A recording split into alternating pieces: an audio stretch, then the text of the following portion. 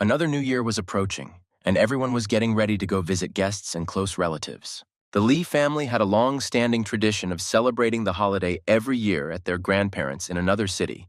So the main character, 18-year-old Lucas, with his two sisters and parents, was in a hurry to leave his home. But no one expected that this journey would be fatal. The station was greeted by a large crowd of passengers. The young man barely kept up with his family so as not to get lost in the huge building among a large number of strangers. Unexpectedly for winter, there were many mosquitoes on the street and in the building. The flying bloodsuckers swooped down on their victims. One of the young men felt a prick on his neck. The mosquito bit and actively sucked blood.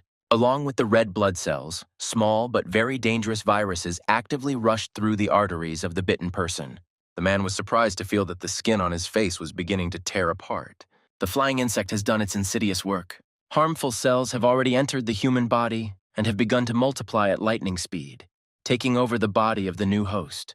Trying to drive away the annoying mosquito, the passenger hurried to get on the train. Little Bob was leading his 70-year-old blind grandfather onto the platform, discussing with him the large amount of negative energy around them. Old Bruce was worried that if he died, who would look after his precocious grandson? People started bustling about, and boarding was announced for the passenger train X-47, which travels across almost half the country with all the stops. The crowd sped up to get good seats.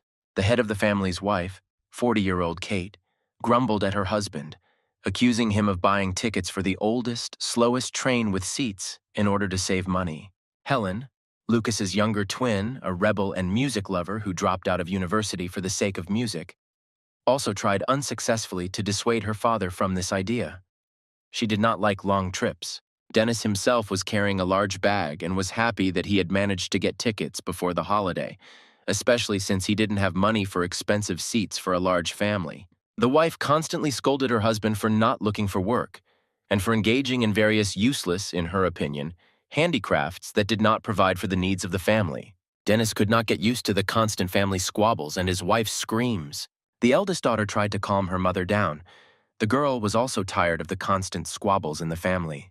Haley Lee was a 22-year-old, straight-A student with great promise, but she became pregnant in her third year of medical school, so she had to put her studies on hold. The sisters began to quarrel again. The younger ones supported their mother, scolding their father for earning little and sending all the money to his distant relatives. The older one tried to support the head of the family. Then Haley turned her attention to her brother, scolding him for being slow. He was always walking behind everyone else. Lucas really tried to stay away from the loud relatives, feeling like he was in a bazaar. The young man was very sickly since childhood and constantly caught all sorts of infections. Even now, the boy was bothered by a high temperature and dizziness, but he tried not to lag too far behind his relatives. The main character reflected on the fact that his entire family consisted of nothing but losers. Even his mother was always dissatisfied with everything and thought only about money. Lucas lived on medication. His health condition did not allow him to enter university. Now he was considered a disgrace to the whole family and a repeater. Suddenly, the young man's gaze noticed something unusual in the crowd. The main character noticed the slender silhouette and beautiful clothes of the girl walking in front of him. This was his ideal. Suddenly, a man's hand roughly reached out to the beauty. The impudent young man was already licking his lips in anticipation. The man managed to brazenly grab the girl by the buttocks. The stranger screamed in surprise and looked around. Lucas was very close and didn't know what to do. The beauty thought that the guy who was closest touched her on purpose. The girl called the main character a dirty pervert. The stranger swung and hit the young man in the face with all her might. The unexpected attack left Lucas unable to stay on his feet. The beauty stood nearby, not understanding how this decent-looking young man could allow himself to commit such an indecent act. The main character stood up. His cheek hurt a lot. He didn't have time to explain anything as the girl ran away with tears in her eyes. Lucas felt like a complete failure again. A minute later, the young man heard cries for help from the next room and rushed there. The young man saw that some man was tightly hugging a resisting beauty. The guy recognized the same impudent fellow who had already caused him to get slapped. The main character ran closer to the girl. Police officers were already rushing to help. The police had been following the pervert for a long time, and this time they managed to detain him. The surrounding area was surprised by the excellent work of the law enforcement officers, who immediately responded to the cries for help. One of the employees inquired about the girl's condition and offered to take her to the hospital after seeing blood on her. The criminal tried to bite the stranger and tore off the skin on her neck. Meg was rushing to the train and refused to go to the hospital, thanking her saviors. The police put handcuffs on the bandit and took him to the station. Lucas also decided to take revenge on the impudent guy for his pain and post the video on the internet. The main character filmed a video of the captured pervert from around the corner. Something alerted the young man, and he looked through the footage. On the screen, the criminal's head suddenly turned the other way, a glaring gaze looking straight from behind. The stranger's appearance was terrifying. He didn't look guilty at all. Lucas was scared. He didn't understand what was happening. The young man looked again at the departing police officers, leading the captured hooligan away by the arms, and did not notice anything unusual. The main character thought that his body temperature had risen again and that he was hallucinating. The train was already approaching its platform. The Lee family hurried to find a carriage. The departure announcement was due soon. Dennis had a hard time packing all the things into the luggage racks. The head of the family went with his wife to the next carriage to their seats, ordering the children to watch their bags. Suddenly, Lucas received a blow to the leg. Bob tried to get to his seats with his grandfather, pushing everyone aside. The boy didn't like his neighbor in the carriage, who gave off an air of bad luck.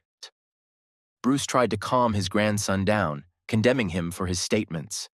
Due to his vision problem, he had long since learned to identify a person by the bones of his skull. The old man felt the bright energy and wonderful destiny that awaited the main character.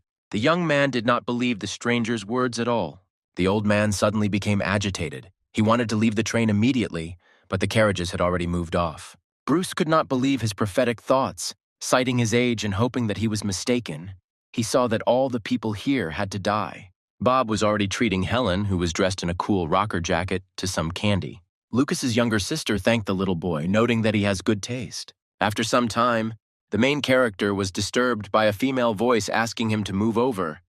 The young man raised his head to look at his fellow traveler. A beauty he already knew was standing next to him, showing her ticket for the next seat. Lucas was surprised. It was this girl that the pervert was harassing at the station.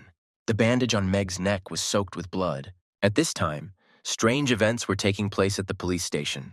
The criminal was able to easily remove the handcuffs and jump onto the ceiling, his eyes flashing furiously. A minute later, the stranger left the station, leaving the bodies of the police officers there. At that time, no one knew that the man who was bitten by a mosquito had turned into a mutant, and he was rushing to find new victims. A huge number of winged midges were already circling over the city, spreading an unknown type of virus.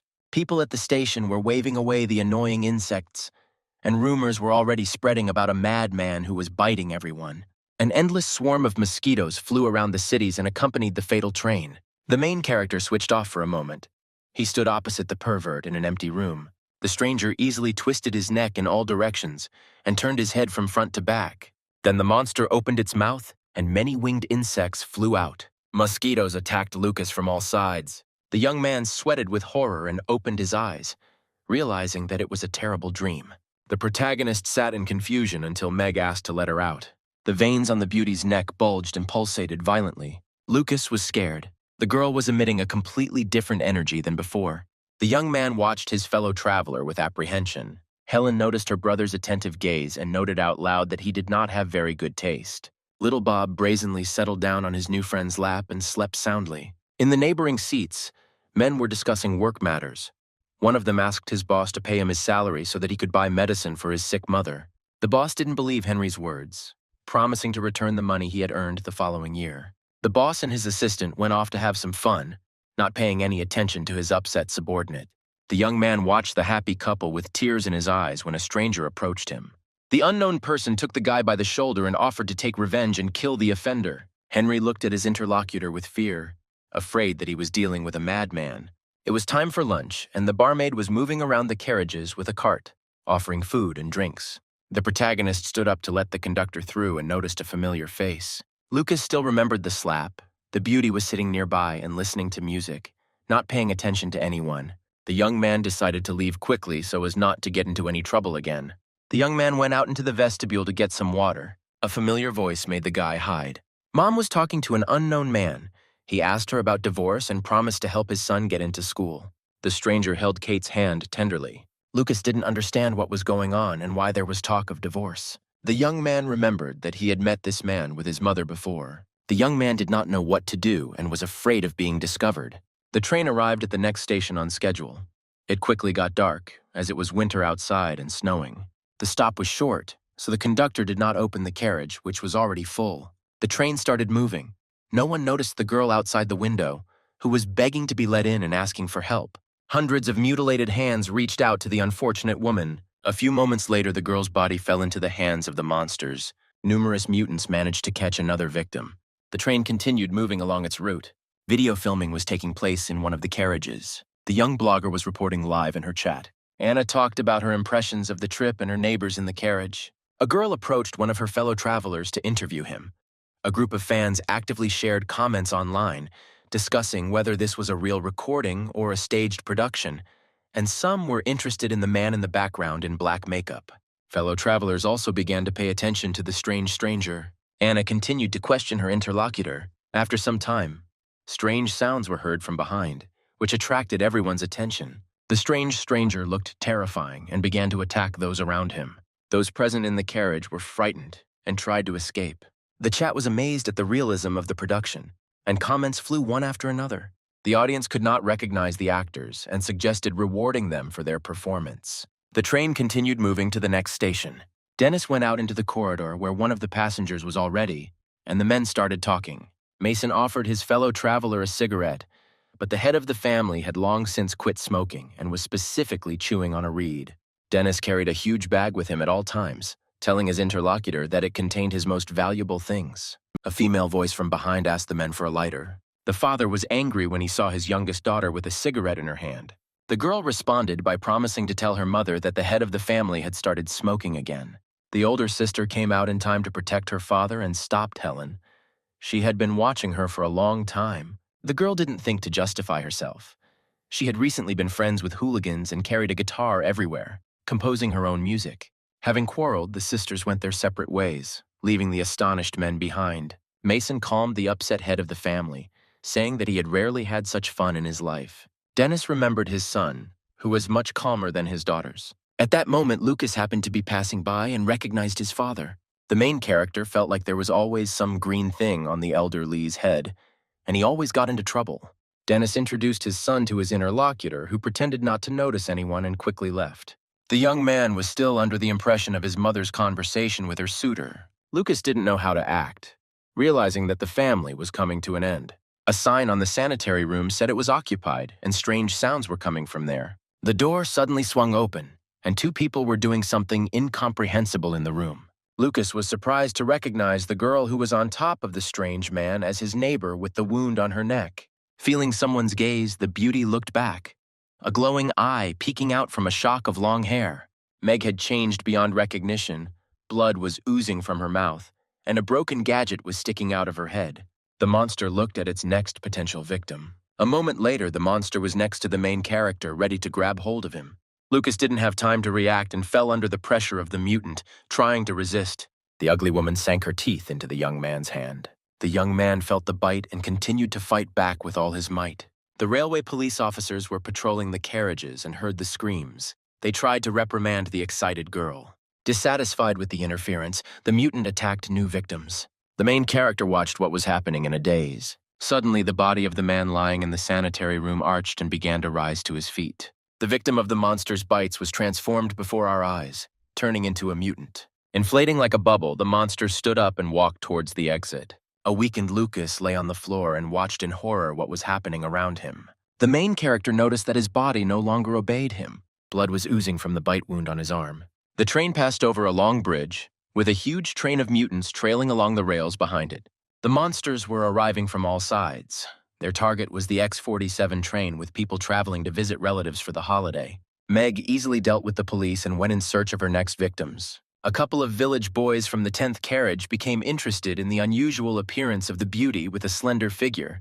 They were not against flirting with her. However, when the girl came closer, the men became afraid. Without thinking, Meg sank her teeth into the neck of one of them. Those around could not understand what was happening in the carriage. The man could not free himself from the monster's clutches. Passengers watched in horror as the girl bit the man. Everyone was afraid to come closer. Many thought it was mad cow disease. A few minutes later, the victim of the attack stood up. The man's eyes were bloodshot. At this time, the girl had already attacked the next person. The rest tried to escape. All those who suffered from the bites almost immediately turned into the same monsters and began chasing people. The passengers called for help in horror, not knowing how to protect themselves from the attack. Many thought that they had simply gone crazy after seeing the terrible picture. The mutants absorbed the fellow travelers one by one. People rushed into neighboring carriages in panic. There was a tall man standing at the exit and not letting anyone out. The stranger's eyes glowed red with pleasure. A young employee of the Special Investigations Department, Taylor, managed to escape to warn her commander, who was riding in another carriage. The girl told Mason that in the next car everyone started biting each other and turning into mutants. It was quiet in the 7th carriage for now. The main character lay in the corridor, semi-conscious, next to a mountain of corpses. The bleeding stopped, but the young man felt that some kind of infection was penetrating his arteries. Lucas felt every cell of his body. The body gradually began to mutate. Terrible loud sounds began to be heard from all sides. The young man remembered how, as a child, everyone always called him a weakling, afraid of catching some disease from him. Nobody wanted to be friends with little Lucas, making fun of him like girls. The sisters were also unhappy that their brother was constantly missing school and could not do anything due to health problems. The father and mother were upset when their son failed to pass his school exams and did not get into university, having to repeat a year.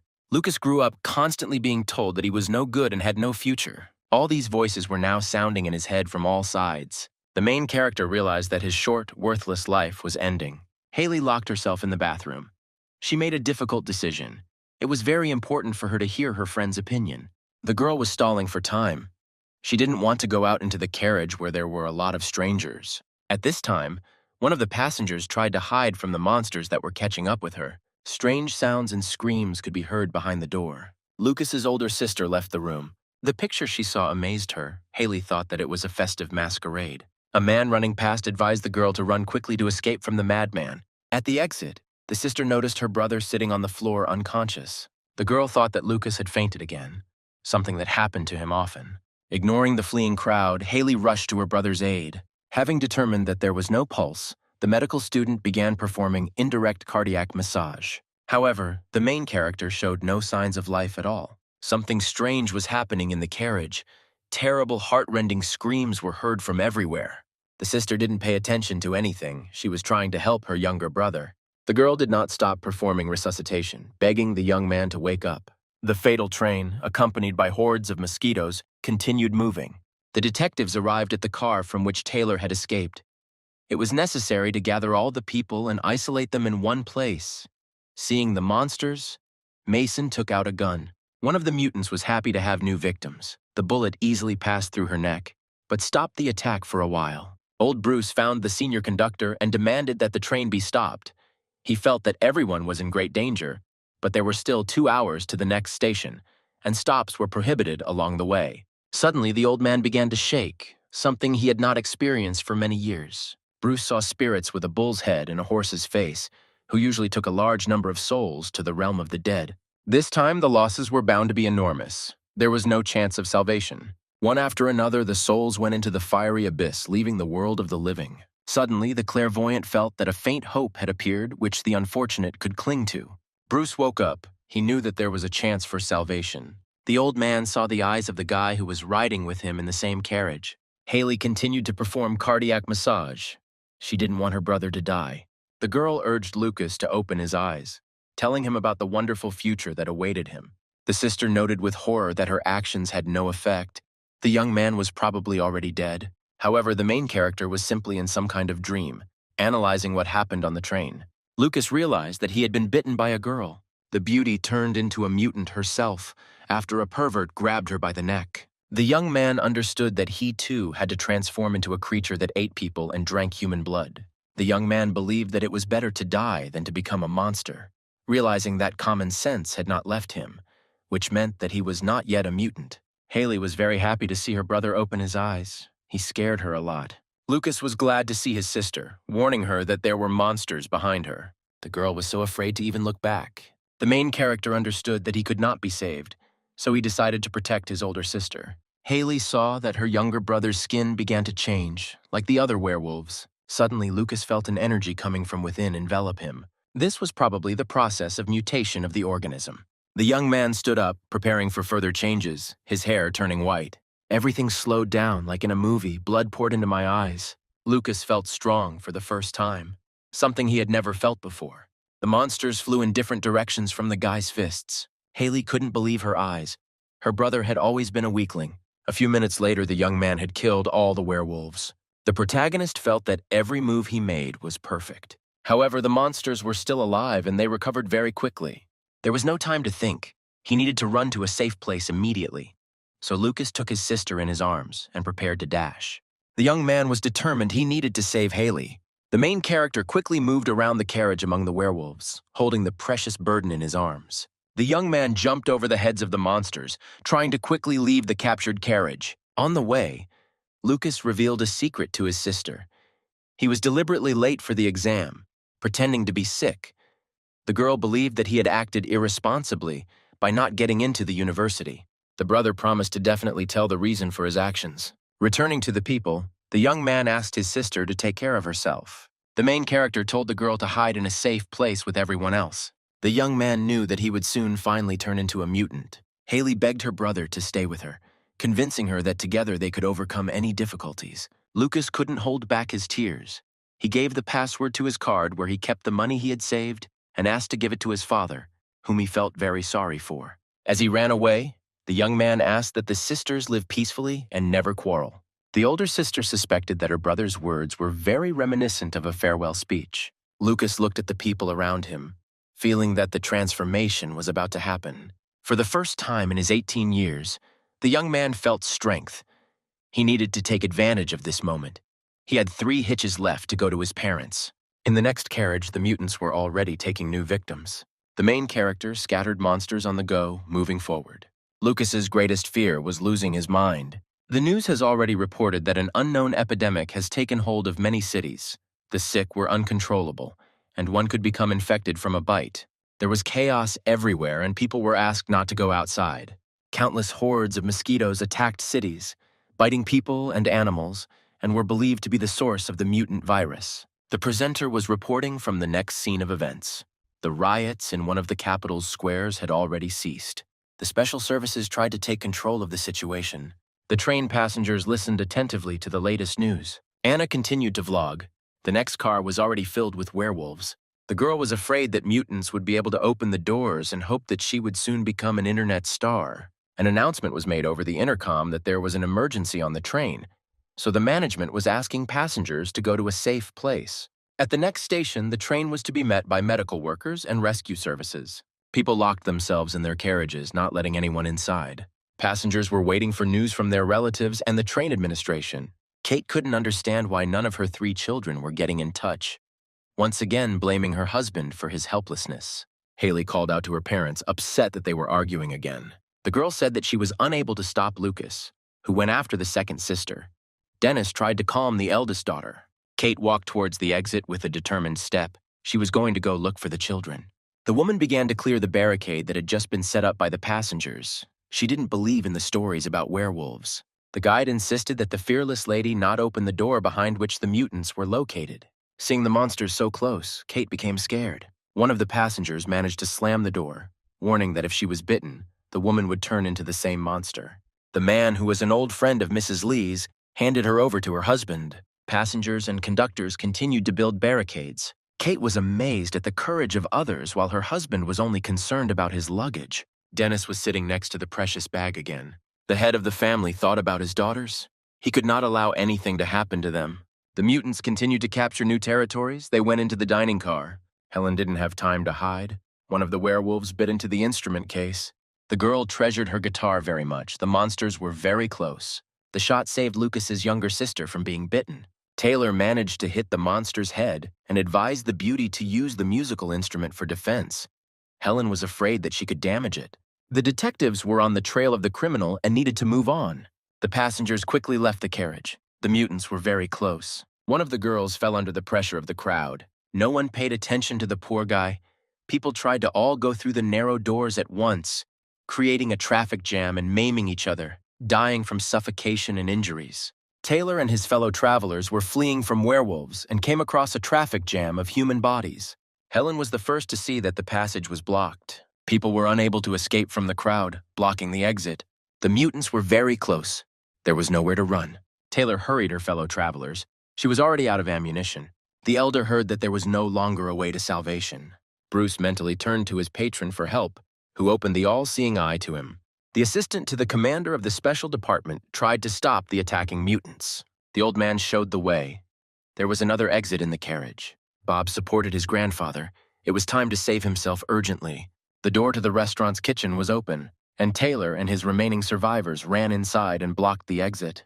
Not far from a small town on a dark, rainy evening, a man was returning home in his car.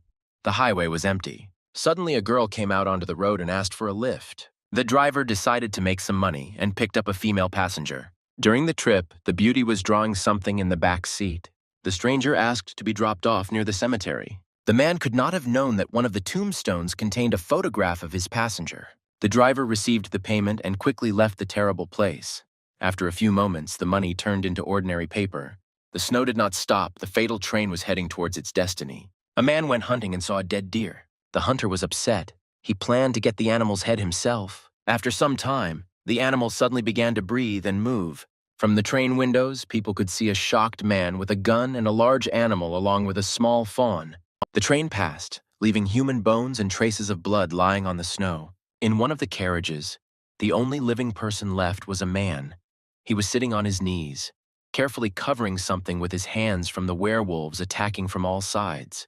The father hid his little daughter, closing her eyes and telling her a fairy tale about a knight and a princess. The man had already been bitten several times and was holding on with all his might, protecting his treasure. The main character made it in time and snatched the child from his father's hands. The girl resisted, so Lucas calmed her down, saying that he had come to protect the baby. The young man noticed that the mutation had already ended. The man had turned into a werewolf. However, the father rushed at the other monsters, giving the savior the opportunity to escape with the child. Lucas thought that the remnants of reason still remained in the head of the parent, trying with all his might to help his daughter. Lily questioned her new friend. He was her knight who saved the princess. The main character, carrying the precious burden, quickly ran away from the werewolves, taking advantage of the support of the girl's father. The man played his last role. He will not see his baby again. In one of the carriages, Diana met mutants again. She had nowhere else to run. She tried to drive them away from herself with a scream. The girl was going to go to the last station. Thoughts of suicide had been in her head for a long time, but she did not want her body to be simply torn to pieces. The beauty cried she did not want to end her short life in the jaws of monsters. The mutants came very close. Diana understood that she was about to die. Suddenly, the girl took off and flew over the heads of the monsters. A stranger with white hair in his arms carried out a beauty who had already closed her eyes and resigned herself to death. The werewolves couldn't understand how their prey had escaped them. The young man was angry that the girl did not try to run away, telling her what a hell life would be if she were bitten by mutants. For the first time in her life, Diana felt that someone cared about her. The beauty remained silent, surprising Lucas. In the next carriage, a mother was fighting off mutants with a mop. They had gotten very close to her disabled son. One monster tried to bite the young man on the leg. The main character managed to disperse the monsters in time. Diana looked at her savior as if he were a hero from an action movie. The mutants quickly regenerated. It was necessary to move on urgently. Lucas helped the guy with injured legs to get up and, supporting him, ran on. Lily held tightly to the back of her knight. The werewolves did not give up. They tried to catch up with their prey again. A shot rang out in another carriage. Mason, who was on a mission with his assistant on the train, had to use a gun to hold off the monsters and allow the remaining survivors to escape. The werewolves were waiting for the moment when they could feast on the new body. The detective deliberately tried to distract the monsters' attention. The protagonist realized that the commander saved them, giving them the opportunity to escape. Lucas was worried. He knew that the man had very little chance of survival. Outside the window, the snow did not stop for a minute. The young man hurried the others. There was only a little time left to run to a safe place. Lucas ran through the carriage. Lily sat on his neck, and around him lay the dismembered bodies of mutants who had died for an unknown reason. At the end of the carriage stood a stranger with no signs of life, holding a blade in his hand. The main character and Diana together assumed that it was he who killed the monsters. All the mutants were chopped into pieces. The stranger looked very strange and did not move at all. Lucas looked at the guy, who stood frozen in place like a statue. The corpses seemed to embrace the stranger from all sides. Even the monsters' facial shapes were changed by the blows. It seemed like the guy had lost all his strength in the fight against the mutants. The main character came closer. He did not feel the young man's breathing. Lucas assumed that the stranger had died standing up. There weren't even any bite marks on him, but he looked very gloomy. The companions moved on and saw a young man shaking with fear. Henry, with horror in his eyes, begged not to kill him. Lucas calmed the eyewitness down and asked him to tell what happened. The man said that there were many mutants around. Then a stranger appeared who killed everyone and called him a red demon, Diana suggested, taking the shocked man away from the scene. The young man looked around. He could not believe that he would get to a safe place. The red demon still stood motionless in the middle of the carriage in the center of the mountain of corpses. The 12th carriage turned out to be completely empty. It turned out that all the people were lying at the exit, blocking their way. Lucas couldn't believe they hadn't met any mutants yet. But in the next carriage, a whole bunch of werewolves were waiting for everyone. The main character didn't know how to deal with the monsters. The 6 of them wouldn't be able to pass quickly and unnoticed. Another group of mutants were having fun in the restaurant car. The cook offered everyone dishes with fried ears and eyes. The friends were in despair. They did not understand how they could pass by numerous enemies. Lucas thought that he could easily slip past on his own. The main character understood that he was gradually mutating. His body became much stronger, but his brain remained the same. Diana unexpectedly suggested her own option. The girl had starred in zombie films several times and knew their characteristics. The beauty said that if they do not breathe, they should not be noticed. In addition, the monsters are attracted by sound, so she came up with one clever way, but it is difficult to guarantee success, although there are simply no other options. A few minutes later, the mutants heard screams and were delighted with a new portion of food. The werewolves gathered in a group, looking at the victim. The girl was shaking with fear and begged not to touch her. For the sake of this attempt, the main character had to sacrifice his new phone, around the screen of which all the werewolves had gathered. In a separate kitchen section, several people barricaded themselves from the mutants. Helen listened enthusiastically to her favorite music. The assistant conductor was on the trip for the first time and was very scared. Bob slept on his grandfather's lap, begging the spirits of death in his sleep not to take his only relative. Taylor stood guard at the entrance with a huge kitchen knife. The young man watched those around him and was on the verge of a breakdown. He was going to write a farewell letter to his family.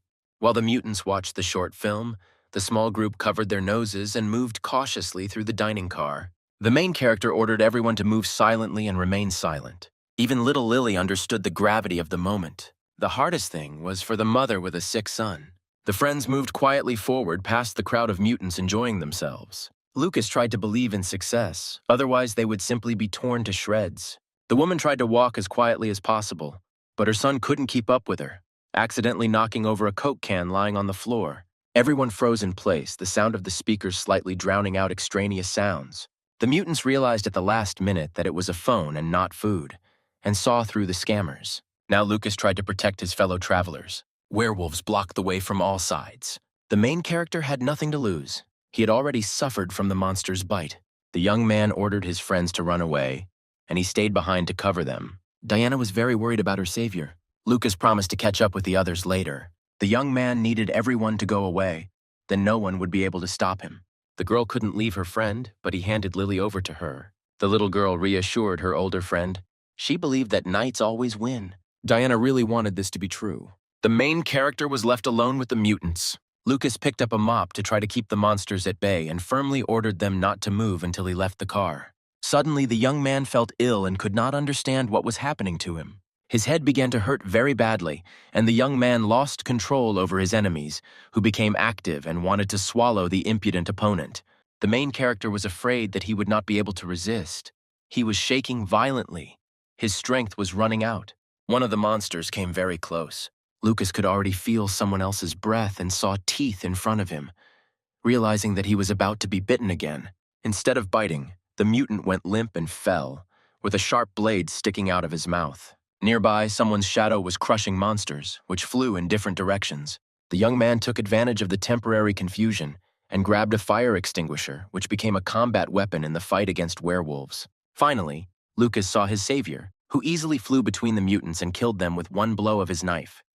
The tablecloth from the table also turned out to be a necessary item to briefly incapacitate the enemy. The protagonist was surprised that the tall man from the previous carriage, who stood like a statue, survived.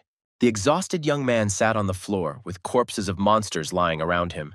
The stranger showed his partner his weapon and revealed a secret. It turned out that if you break or pierce the monster's skull, it will die. Lucas had difficulty understanding what his savior was saying. It was time to join the fight again. The next batch of werewolves was already very close. The main character wielded a heavy fire extinguisher, driving the mutants away. The stranger, who called himself Noah, protected the young man from behind, piercing the heads of the werewolves with a sharp blade. Now Lucas knew that the skulls were the most vulnerable spots of the enemies, so he brought the metal cylinder down on their heads with all his might. To the young man's delight, the mutants really did not get up again after receiving a blow to the back of the head. Noah watched with satisfaction his new acquaintance, who had initially seemed like a weakling to him. One of the opponents wanted to take away the fire extinguisher by testing the metal with his teeth. The other werewolves decided to join in and help their comrade. Seeing that the monsters were approaching from all sides, the savior advised Lucas to urgently run away with him. The main character didn't need to be told a second time. He rushed towards the exit like a bullet. The young people immediately left the dining car. It was quiet in the 13th carriage. Diana looked at the door with hope. The fellow sufferers calmed down a little, hoping that there would be no more mutants. At the exit, the girl noticed a crying woman covering her face with her hands. The beauty turned to the stranger, asking how she could help. The woman opened her arms. She turned out to be a werewolf and was looking for her skin. There were only muscles on her face. Diana was very scared and couldn't move. The mutant was already ready to pounce on a new victim. Monsters came out from all sides again, rejoicing at the fresh food. The mother of the disabled child grabbed a broom and prepared to defend him. Another mutant approached Henry, who was shaking with fear. Diana covered Lily with her body, ordering her to run away. The baby was crying. She was very scared. Suddenly, an ordinary plate flew straight at the monster's head, and then a knife. The girl watched in confusion as her enemy fell, almost touching her. The main character was pleased that he had grabbed several knives and utensils from the restaurant and managed to come to the rescue in time. The beauty could not believe that her friend had returned. The little girl was the happiest when Lucas arrived. A crowd of werewolves appeared at the doors of the carriage again. Noah reacted instantly and rushed towards them with his blade. None of those present had time to understand what had happened. The strange defender acted like lightning, piercing the mutants' heads one after another with his point. A few minutes later, the corpses of the monsters that Noah had destroyed lay on the floor of the carriage. Diana covered Lily's eyes so she couldn't see the carnage. Even the girl could not believe that all the enemies were killed. The main character grabbed the beauty by the hand. There was no time to waste. The next batch of monsters could soon arrive. Lucas ordered everyone to move forward as quickly as possible. Lily noted that their new acquaintance turned out to be cooler than her knight. He didn't run away, but killed his enemies. The monsters began to move again. Diana quickened her steps. The mutants, as best they could, crawling and on all fours, again pursued the fleeing people. The main character held the girl tightly. He understood that if it weren't for Noah's help, they wouldn't have been able to cope with such a large number of werewolves. Diana looked at her savior, who once again saved her from the attack of the monster. It was already deep night. The snow did not stop. People on the train tried to catch the connection, which was often lost, and call loved ones to find out the latest news. The blogger continued to film videos and respond to numerous comments. Anna rarely had the opportunity to go live on air, so she recorded excerpts for later. Suddenly, a girl's face appeared behind the glass. She asked to be let in to escape from the mutants. The tired fellow travelers finally reached the carriage with people. The group was met with hostility, fearing new cases of infection. In front of everyone stood the father of a disabled child. He was very unhappy that his wife and son had been saved. Noah understood the mood of the passengers. No one wanted to meet mutants again. The black-haired young man noticed that one of the girls was filming him on her phone. Anna immediately fell in love with the slender, handsome man. Diana thanked her friend for being able to lead them to safety. The main character was very tired. He could not understand what was happening to his body, which after a powerful charge of energy suddenly weakened sharply. The beauty looked at her savior in surprise. The girl noticed that the young man's white hair had become dark, and he himself could barely stand on his feet. Lucas could smell the pleasant scent coming from his companion and hear her quiet voice. The young man decided that the transformation was continuing, and he urgently needed to move away from the beauty so as not to eat her. Those around him also noticed that one of the newcomers had changed and insisted on his departure. The women were afraid for their children, so the disabled man's mother supported the others, despite the fact that Lucas had helped her on numerous occasions. Diana tried to stand up for the young man, outraged at how ungrateful people were. The passengers were determined and were going to throw the girl and the guy out of the carriage. Noah silently watched the people around him. The main character was afraid that Diana might be thrown out the door with him, so he got up and headed for the exit. Lucas admitted to everyone that he had been bitten a long time ago. The young man warned the screaming passengers that the mutation could happen at any moment, and then he would definitely eat them all. The people around him got scared and moved away from the dangerous guy. The main character asked not to anger him, so that he would not turn into an evil werewolf ahead of time. Passengers armed themselves with household items in order to defend themselves. Lucas sternly ordered the beauty to also move away from him. However, Diana was not afraid of the young man who had saved her many times. She did not believe that he was dangerous, realizing that the guy was simply sacrificing himself for her. The young man confirmed his words about the mutation and gave the girl a frying pan so that she could protect herself from him the next time they met, since he would already be different, and a slap in the face would not be enough to deal with monsters. Only now did the beauty notice the wound on the main character's hand. Diana began to understand the meaning of the words spoken by her savior. Lucas looked back one last time. He really liked this girl. The beauty looked at the iron frying pan. The words about the slap made her remember the events at the station. Now Diana understood that she was wrong when she called the guy a pervert.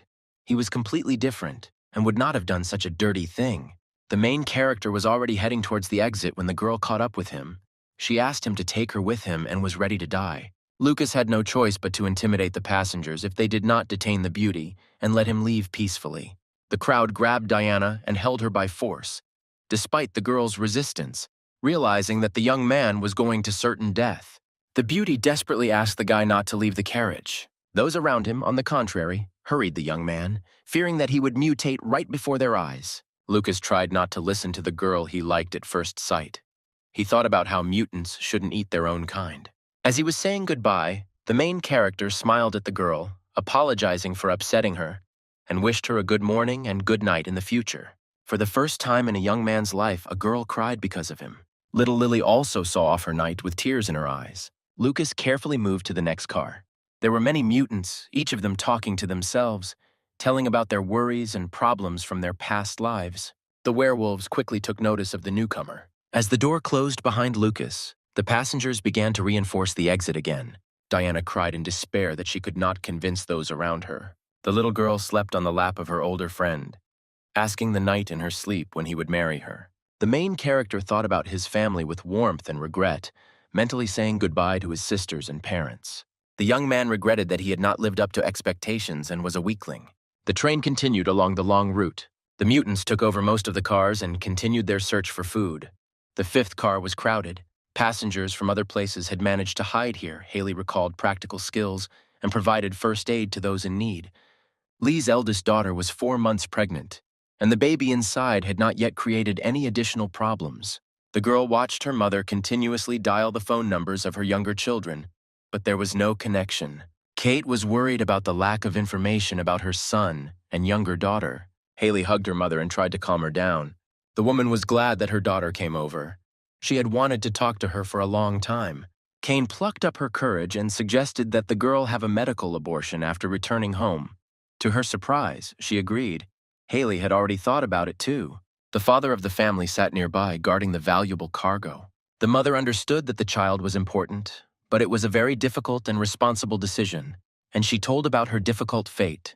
She had made a mistake a long time ago. The girl listened to the family story with excitement. Kate's parents were very rich. However, the young girl fell in love with a simple village boy with whom she studied at a technical school. The mother and father condemned their daughter's choice and did not want to accept the new family member, but the girl became pregnant. The young couple got married without the blessing of their relatives, who disowned them. A difficult family life began. Dennis worked constantly to provide for his wife and newborn daughter. Kate was not ready to spend all her time in the kitchen and raise the baby. The Lee family moved to a big city where they could find work, constantly fighting over poverty. Haley had seen scandals since childhood and often thought about what would have happened if she had not been born. So she also began to think about abortion. A message from her friend dispelled her doubts. He was also not ready to take responsibility for someone else's life. A signal appeared and Helen managed to reach her father. The girl asked how her parents were doing and where her headphone charger was. The daughter reported that she was in the kitchen of the restaurant car with several passengers and asked her father not to walk around the cars for safety reasons. The girl said that next to her there was a special department employee, a guide's assistant, and 2 others. The mutants sensed that there were people inside the room and were trying to break down the door. Old Bruce sat on the floor, his grandson sleeping on his lap. Kate indignantly took the phone from her husband. The woman was worried. She asked her daughter about her health and wondered how Lucas was feeling. Helen was afraid of upsetting her parents. She hadn't seen her brother for a long time, so she cited a bad connection and hung up. Kate tried to call back several times, but the number was unavailable. The girl was upset. She thought that Lucas was with his parents. They were most worried about him. Kate decided not to wait for help and go to save her daughter and son on her own. Haley tried to calm her mother, who did not see the mutants. The woman took a stick and resolutely headed towards the exit of the carriage. The eldest daughter said that werewolves destroyed a large number of people, so you need to take care of yourself in order to survive. Haley had seen her mother unhappy with her fate all her short life, so she took out all her negative emotions on her eldest child, hoping that she would be able to make all her dreams come true. The girl studied constantly for her mother's sake, passed her exams with flying colors, and entered a prestigious university to become a doctor and escape poverty. Only now did the girl understand that her mother was very sorry that she had given birth to her. She never hugged or kissed her daughter, despite the fact that the child constantly tried to please and fulfill all her demands. Upset, Haley asked her mother if she loved her. Kate didn't say anything. She just said that she would be glad if her eldest daughter didn't repeat her mistake. The woman hoped that if the child was not born, life would improve. But the girl doubted her mother's assumptions. Suddenly, the baby began to move, as if he was reacting to a difficult conversation. A few seconds later, the passenger's attention was drawn to a strange glow at the end of the carriage. Dennis prepared to go and save the children, putting on a special metal protection that he kept in his bag all this time. The wife and eldest daughter were shocked by the appearance of the head of the family. The homemade armor was supposed to protect against mutant bites. The man offered those who wanted to join the rescue operation. He was ready to provide equipment for free. One of the internet lovers was ready to try to meet the werewolves. Some of the passengers were willing to buy the remaining items for their own safety. Dennis agreed to sell his inventions for cash only, leaving some of the necessary items for his family.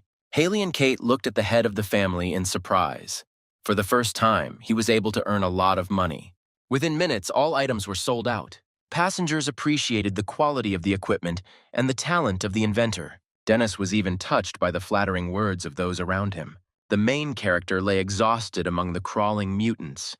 His thoughts were about his parents. He no longer hoped to see them. Lucas heard numerous voices coming from nowhere and pain throughout his body. Someone was constantly talking about something. All the sounds were intertwined. Sometimes someone's commands interrupted the others. The young man didn't know what was happening and what world he was in. One of the mutants grabbed the main character from the pile by the throat, assessing him. The beauty with shining eyes and a gadget in her head carefully studied the new body. In the end, Lucas was thrown aside. Probably because the owner didn't like him, he suddenly didn't want to die. The mutant girl absorbed everyone and went to the next car, no longer paying attention to the lying newcomer. The main character thought that it was time to start saving the others again, if he was still alive. The young man tried to sit up. Every movement was difficult for him. Suddenly, he remembered Helen. The sister was also worried about her brother. They were twins, so they could feel each other. The train passed through a long mountain tunnel. Bob decided it was time to get out of the carriage and tried to wake up his grandfather. The mutants began to attack the kitchen with renewed vigor, and Taylor and his assistant rushed to strengthen the defense. Everyone needed to hold the entrance immediately. Suddenly, Helen felt a strong pain in her body. The werewolves had already almost completely broken down the door. The special department employee and her young assistant guide understood that mutants would soon penetrate their shelter. Everyone watched in horror at what was happening around them. Helen and Bob were so frightened that they were hoarse and could not scream. A small team of 3 rescuers prepared to exit the carriage, checking their equipment. Besides Dennis, 2 more people were going to help their family.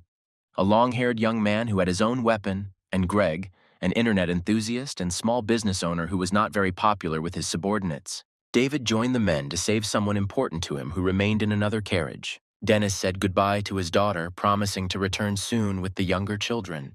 Kate could not believe that her husband was capable of fighting mutants for the sake of his daughter and son. The head of the family left a bracelet as a farewell, apologizing for the fact that over the years he had never given her anything. Dennis hoped to return soon, but still said goodbye to his family. The wife looked at her husband, surprised at how he had changed. His gaze reminded her of the old guy she had been in love with. The squad set off. Haley asked her father to be careful because they would be waiting for him. Tears were pouring from Dennis's eyes. He had already forgotten what love and respect from loved ones were. The head of the family walked proudly past the men remaining in the carriage. However, the weight of the equipment was quite large, and Senior Lee was unable to hold on and fell with a crash. The eldest daughter looked at her father with fear, worried that he had broken something. The opponent helped Dennis up from the floor. The man looked at his competitor, not understanding why Kate hadn't divorced him yet. The squad approached the door, separating them from the mutant world, and a few moments later, the remaining ones barricaded it again. Dennis suggested letting the enemies get closer so they could strike together. The train continued moving through a narrow mountain tunnel. In one of the carriages where Diana was traveling, passengers continued to block the exit. The remaining people hoped that the mutants would not be able to reach them, so they gathered calmly to wait for help.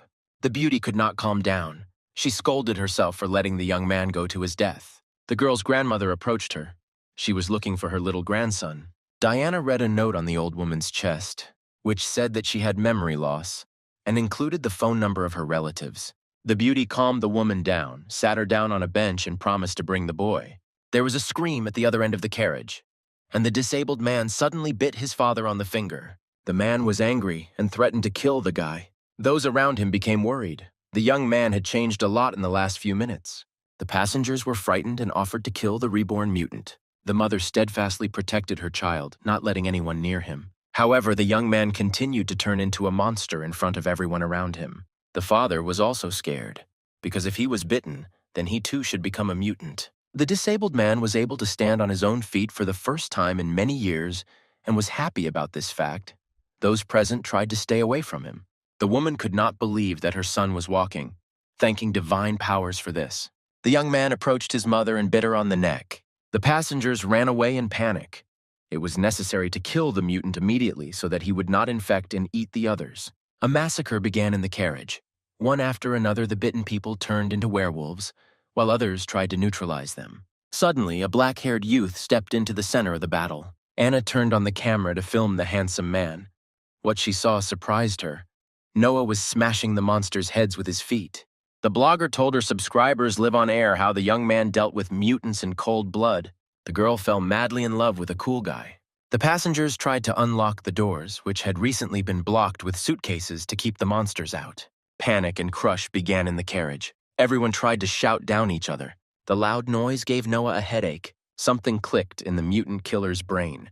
He compared a bunch of people to a swarm of flies that needed to be exterminated. Dennis and his partners fought their way through the adjacent car, which was filled with werewolves. The equipment turned out to be reliable. The monsters couldn't bite through the metal. One of the mutants climbed onto Father Lucas's back to reach his head, but the makeshift helmet was strong.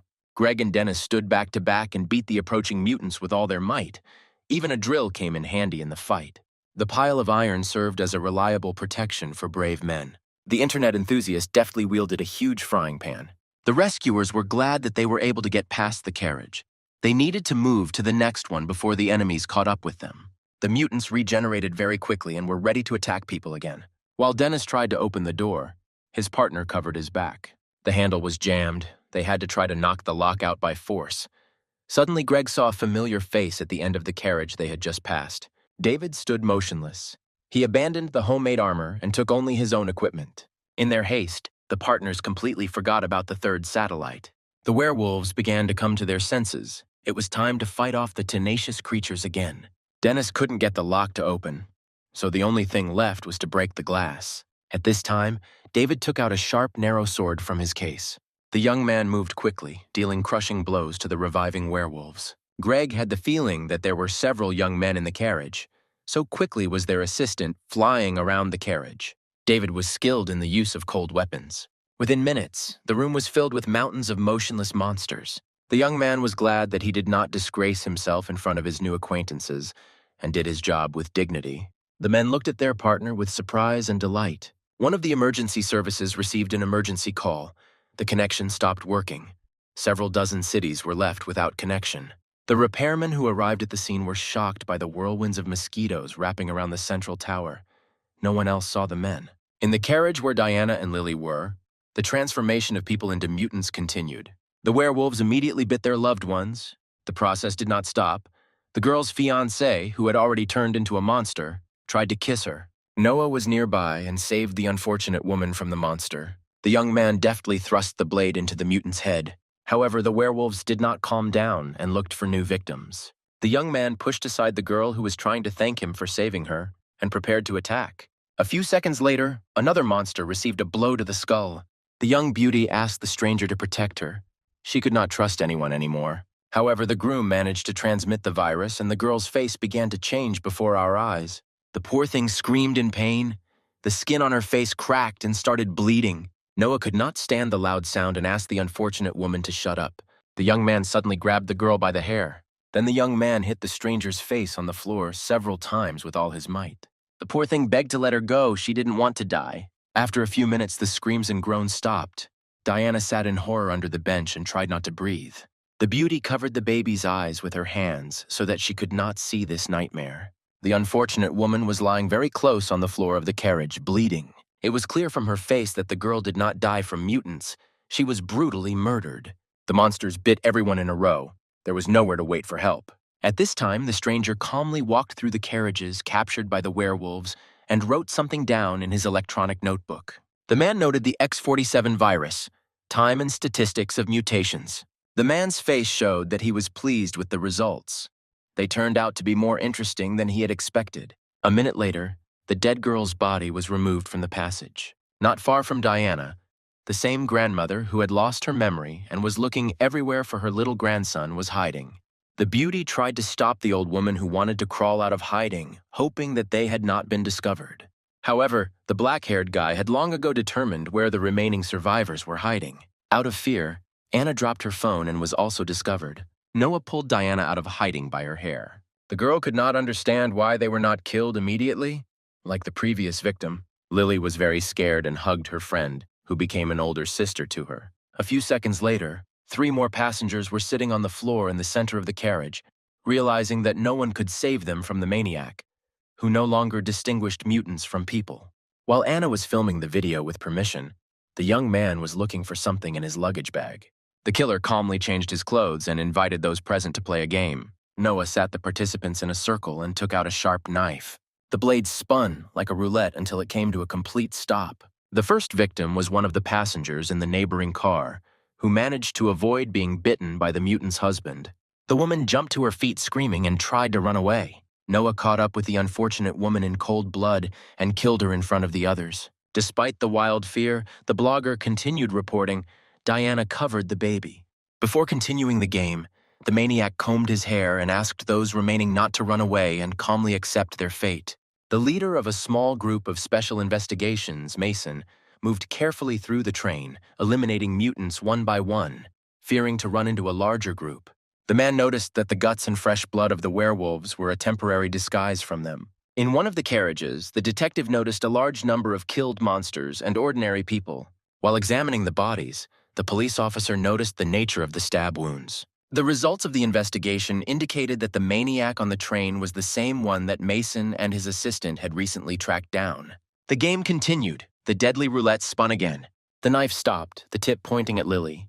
The baby didn't stop crying. Diana understood that the psychopath didn't care who was in front of him, an adult or a child. Anna couldn't believe that the handsome man could kill the girl. The girl offered to kill her instead of the baby. She had long wanted to part with life. The beauty agreed to everything, just so that the maniac would let Lily go. Just before leaving, Lucas handed the baby over to Diana, telling her that her father had been eaten by mutants, and asked her to take care of her in his place. The main character didn't know when he would finally mutate, so he tried to leave the girls as quickly as possible. The beauty remembered her savior. Not knowing what happened to him now, she did everything for the little girl and was ready to die for her. The girl listened as Noah talked about the blood, realizing that she was dealing with a dangerous mental patient. Diana remembered a film about madmen, where she played one of the roles. Then, before filming, the director told the actors about the peculiarities of the behavior of maniacs. For them, it was important that the victim cried and begged for salvation. The train continued moving along its route. From all sides, the train continued to be attacked by mutants, and their numbers grew larger and larger. The assistant driver reported to the chief that there was no connection with the stations, and the equipment could not withstand the load. But he decided to continue on his way. If the train stopped, there would be no chance of rescue at all. Noah was angry. He couldn't understand why Diana wasn't screaming in horror. The girl gathered her last strength. She had nothing to lose, so she began to scold the young man, calling him a mistake of nature, whom everyone hated. The maniac's thoughts were filled with childhood memories. His father constantly beat him. His peers bullied him, so he cruelly dealt with those who were weaker and more helpless than him. Little Noah killed dogs, birds, insects, and had constant headaches. Lily complained to her friend that she was very scared. Diana reassured the girl that it was just a movie game where everything was fake, so everything would be fine. The beauty suggested that the little girl close her eyes and wait until it was all over. The maniac was very angry at the girl, who instead of being afraid, calmed her little friend. With the words "die," Noah raised the sharp blade over the victim's head. Just a few months ago, young television actress Diana called her father, who had left the family, and she really needed his support. The father could not stand the character of his wife, who now used her daughter to make money on her. He had a new family where he was happy. The girl apologized and hung up the phone. At home, a scandal awaited the beauty, although in the last few years, her mother constantly yelled at everyone and was always unhappy. Information appeared on the networks that Diana had violated the terms of the contract. Fans suspected the acting duo of having sexual relations, and the company demanded compensation for damage to their reputation. The girl was left without work. She promised her mother to pay off all her debts. The beauty tried to explain that she had been set up on purpose, but her mother did not want to listen to her daughter. The woman was angry. She reproached the girl and her ex-husband for all their sins, wishing them to die. These are the same words the maniac said now. Then Diana could not sleep, remembering the curses that her mother said. The girl cried all night. She didn't want to live. To earn money and pay off her debts, the beauty had to get a job in a small studio. The salon was mainly used to film cheap porn films. Diana did not like to undress in front of the camera in front of numerous spectators. Once again, having received no response from her father, the girl wrote to him that she dreamed of ending her life.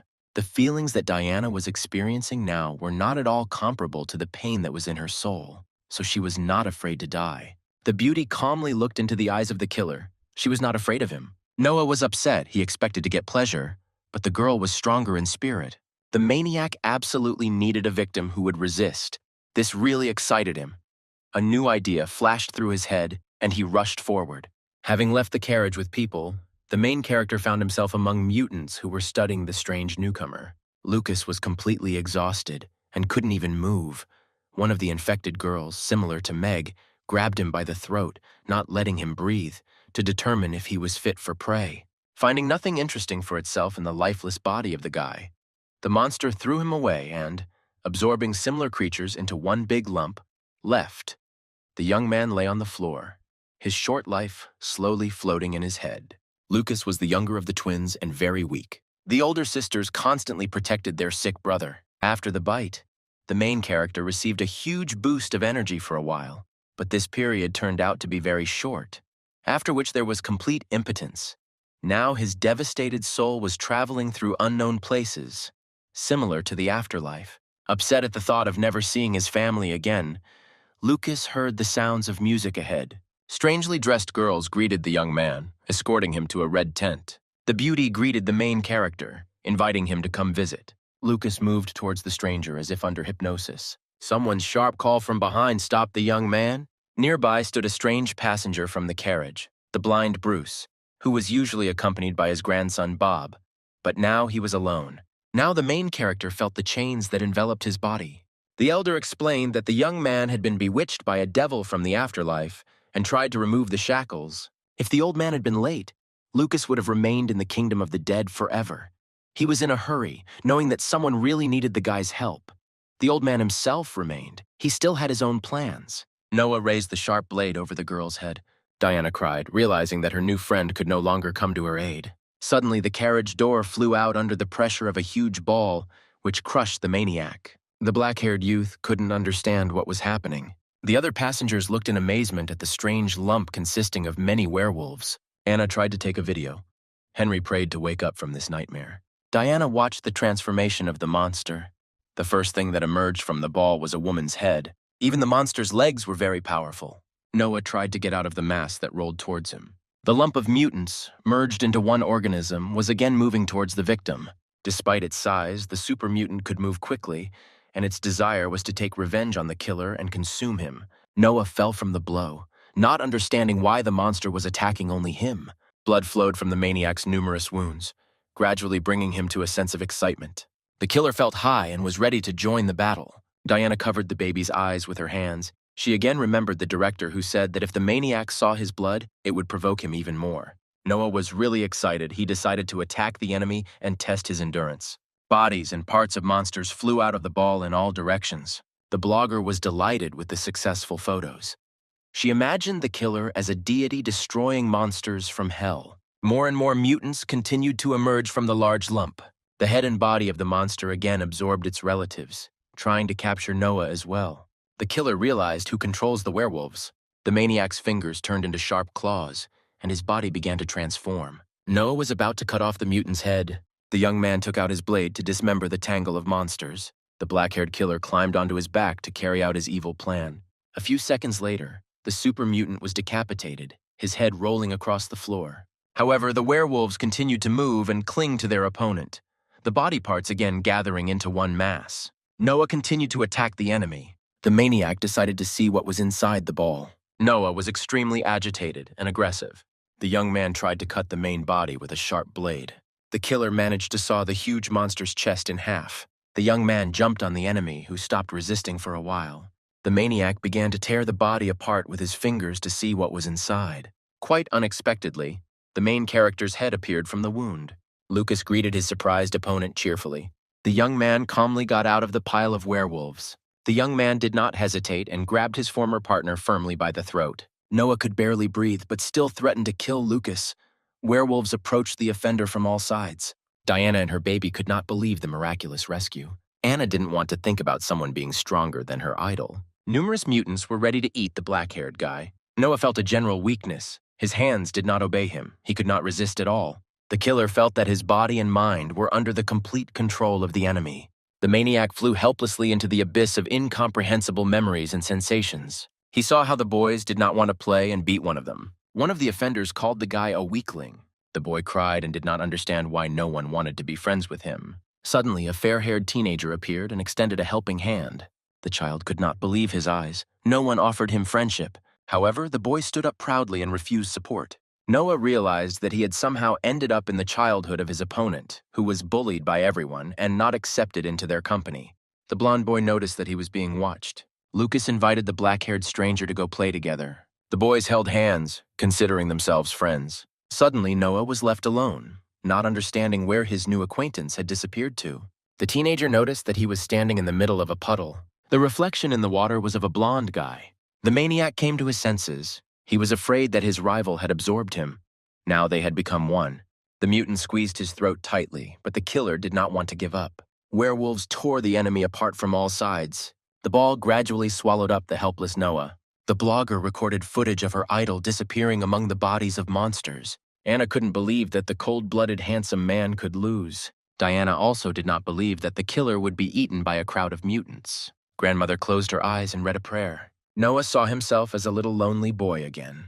Lucas came to pick him up to play together. The black-haired teenager turned around at the sound of the voice. The guy agreed and showed his new friend his favorite toys. Noah crushed the bird with a light movement of his foot.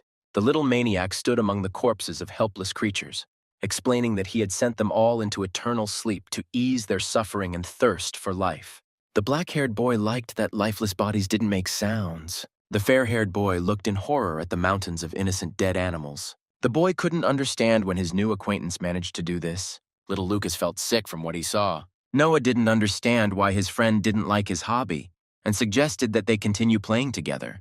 The young killer insisted that over time this kind of entertainment would become enjoyable and enjoyable. Now behind the maniac lay the corpses of mutants and people. Lucas refused to take part in such games and went home. Noah stood among the dead bodies and continued to call out to his blonde friend.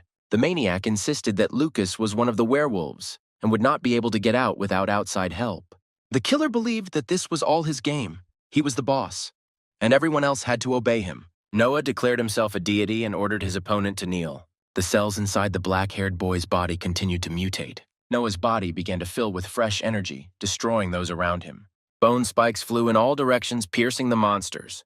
The maniac's hands turned into a formidable weapon that could easily break bones. The killer's eyes flashed a bright red light. Noah felt a huge power. He couldn't believe that some weakling wanted to absorb him and take over his consciousness. The maniac released a charge of energy at the main character. The black-haired mutant was glad that he had caused pain to his enemy. Lucas barely managed to stay on his feet. Noah felt invincible. Now he could absorb the blood of mutants to regenerate. Now it was necessary to get rid of the competitor. The killer was ready to conquer the whole world. In the last minutes, his body transformed even more. It was Lucas's turn to be dealt with, so Noah delivered a crushing blow. The main character couldn't stay on his feet. The maniac imagined himself to be the only invincible being in the universe. The young man held on with all his might, and to his surprise, the mutants began to support him. The monsters rushed towards the black-haired killer in a crowd. Noah didn't understand what was going on and why the werewolves were helping Lucas. The monsters surrounded the enemy from all sides, preventing him from delivering the final blow to the fair-haired youth. However, senseless attacks could no longer harm the maniac. They only provoked him. Now Noah could easily squeeze all the power out of his opponents. The mutated killer turned the devastated bodies of his enemies into dust. Over the corpses, the maniac headed towards Lucas again, believing that weaklings were of no use to anyone, and prepared to grind him into dust. The main character stood on his feet with difficulty, surprising his opponent with his heroism. The werewolves supported him. Diana wondered how strong the killer was if no one could resist him. The remaining survivors looked hopefully from their shelters at the motionless Lucas. It was late at night. Lily couldn't stand it and fell asleep peacefully. The beauty put the baby in a safe place, thinking that the blogger had mental problems. Anna watched her deity with delight, glad that he had survived the monster's attacks and had become stronger. Henry cried quietly in the corner. He no longer hoped to return to his mother. Noah looked at his former partner and didn't understand why he was still alive. He seemed to be in a daze. The mutants once again rushed to attack the enemy. The maniac fought off the attack. He waited for his main enemy to start moving. Tired of waiting, Noah decided to take action himself using a painful hold. The main character felt a sharp pain. It seemed to him that his body was being emptied from the inside. Noah was happy to drink all the enemy's blood and eat his brain. While suffering unbearably, Lucas knew he was not ready to die yet, knowing he had some unfinished business. About an hour ago, when the main character was swallowed by a crowd of mutants, he began to distinguish between the thoughts of people and werewolves. The young man saw a family chat in which they were all discussing the upcoming meeting and the New Year's table. During this time, Haley prayed for her father to find and save the twins. Kate looked at the latest family photos, hoping that everything would turn out well for the children. Helen waited with hope for her family to rescue her. Dennis fought steadfastly against the mutants, trying to find the younger children. The main character thought about the fact that before death, everyone usually remembers their loved ones and their dreams. Lucas thought that he wanted it right now. The surrounding monsters and the young man were thinking the same thing. The young man realized that more than anything in the world he wanted to return home. A cry of despair and hope burst from his throat. Lucas felt his body begin to fill with energy. The pain finally brought the main character to his senses. He remembered his family. His piercing cry resounded throughout the area. Diana looked at her savior with fear. Anna's cap flew off from the loud sound. Henry and the old woman covered their ears in horror. The mutants heard the call. Everyone wanted to get home, so crowds of werewolves from all sides flocked to help. Noah could not stand the loud sounds, and he indignantly ordered his opponent to close his mouth. There was silence, but everyone understood that this roar was not accidental. Suddenly, the glass in the carriage cracked. A second later, all the windows were broken. Sharp fragments flew around the carriage. The protagonist stood firmly on his feet, preparing for a decisive battle. The maniac watched his opponent in surprise, not understanding what was happening. Glass flew from all sides, injuring those present. Passengers tried to hide to avoid being deafened or injured. Mutants started climbing into all the windows. Noah couldn't believe that all the monsters came to Lucas's call. The protagonist stood motionless and gathered strength for the blow.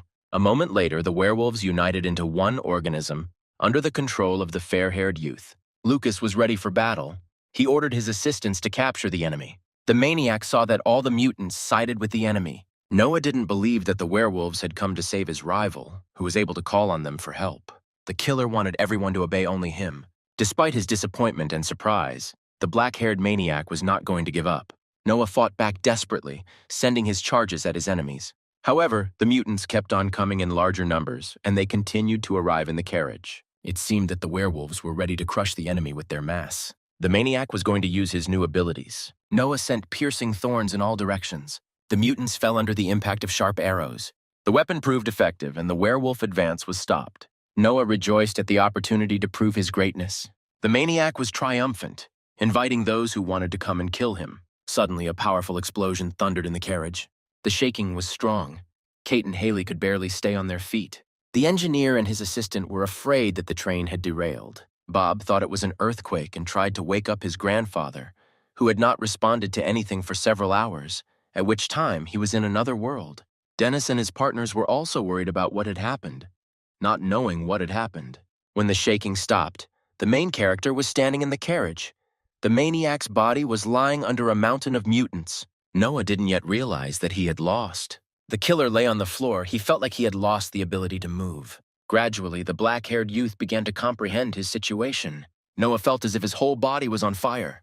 The dead mutants were nearby and demanded life in exchange for their lost one.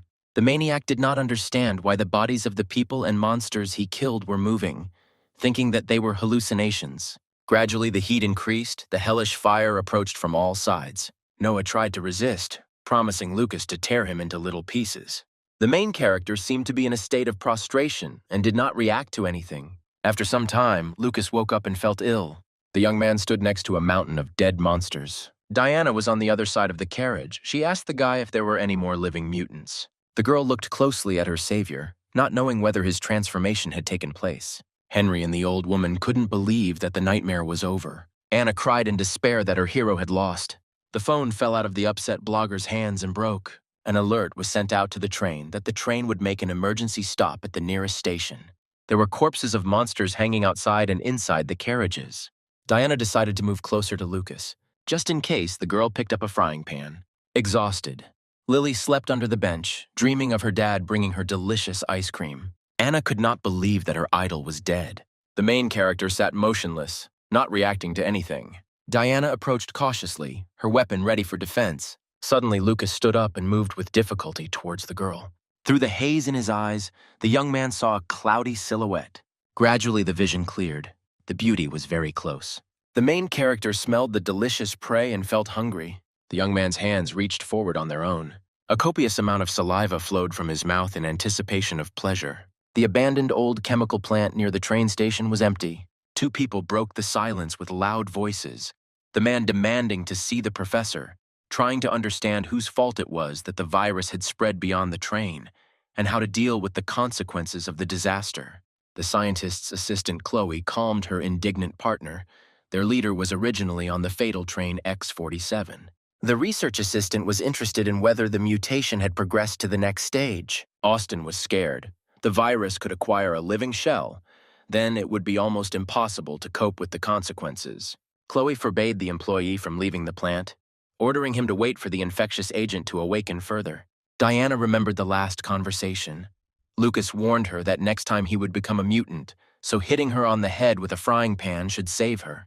The beauty looked with distrust at the guy whom she considered the best of those she had ever met. The girl could not raise her hand against the one who had saved her more than once, so Diana put down the heavy frying pan and prepared for the meeting. The main character quickened his pace, dreaming of swallowing the delicacy whole. The beauty watched Lucas's approach with growing anxiety. The girl closed her eyes in resignation.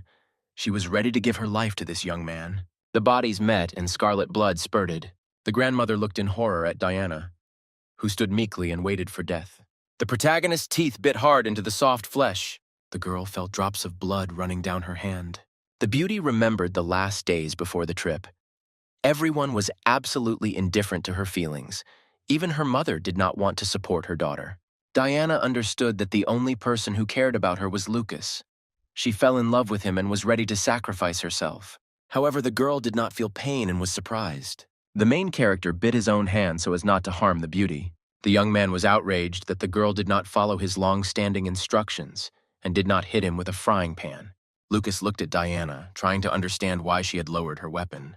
The girl tried to explain that the young man had become like family to her, that he was not like other people. The beauty was ready to burst into tears from happiness that everything was okay with Lucas. The young man noticed that his face was flushed from the warm words. Diana couldn't take it anymore and burst into tears. She didn't know how to live on if the main character mutated completely. The main character stood there, not knowing how to calm his sobbing friend. In another carriage with survivors, a passenger was worried about the condition of her pregnant neighbor. Haley began to think that it was a mistake to keep the child. She was not ready for motherhood and new problems. The girl overheard Kate's conversation with a stranger, who affectionately called her by name. The man, whom Mom called by name, promised that everything would soon be settled. They would be saved, and everything would be fine. Haley was surprised by the meeting, realizing that they had known each other for a long time. New hordes of mutants attacked the train. The assistant asked the driver if they should stop at the station, as had been announced earlier. If they could not even get out, they were distant relatives. It was the train conductor who insisted that the young man go with him on the fateful route. Stopping the train was pointless, but there was a risk that the train could derail due to overheating. The couple held hands, Diana hoping that her friend's blood already contained antibodies, so if he was bitten again, he would not be harmed. The girl happily pulled the guy along with her. The baby slept sweetly, licking her lips in her sleep. The beauty said that during the entire time of separation, she protected the girl as best she could. The main character noticed that the girl's clothes were badly damaged. Diana had numerous wounds and abrasions all over her body, but she was troubled by mental pain. Lucas understood his companion perfectly. Her mother was simply sick, and her father resembled his own father, who was a soft and indecisive person, so he left for another family. The young man tried to console the beauty. Her relatives didn't need her, so she needed a person who would take care of her. The young man told the girl that she was cool and very beautiful. She must have a lot of friends, but received a light blow to the chest. When Diana said she would be fine if nothing happened to Lucas, his cheeks turned red, amazed at her fortitude. The beauty didn't know whether to wake the baby. She never had sisters, and she didn't know what to do with the little ones. Suddenly, Diana thought, she hadn't told Lucas anything about her family. It became quite cold. The windows were broken. Henry suggested getting out of the carriage. First, we needed to find some clothes. The girl was burning with shame, realizing that her friend was able to read her memories and feelings. Dennis and his partners continued to move forward. The father of the family thought that he had overestimated his strength, but he had to keep moving to find the children. Suddenly, a strange creature appeared at the end of the carriage. The conjoined mutant twins looked disgusting. The men thought for a moment and stopped. They were not used to hitting women.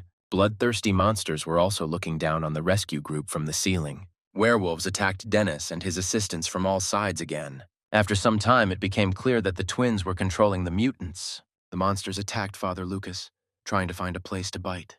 David tried to come to the aid of his partner and took out his sword. The monsters did not calm down and continued to attack people. A small squad of rescuers steadfastly fought off the rapidly regenerating werewolves. The Trinity stood back to back, protecting each other, each thinking about their loved ones. The main character quickly changed his clothes and waited for his friend, thinking about what would happen to them next. Diana looked great. The new jacket suited her. Lucas was ready to turn into a mutant to eat the beauty. The friends were about to continue their journey through the carriages and find the key to the doors when the old woman remembered her grandson.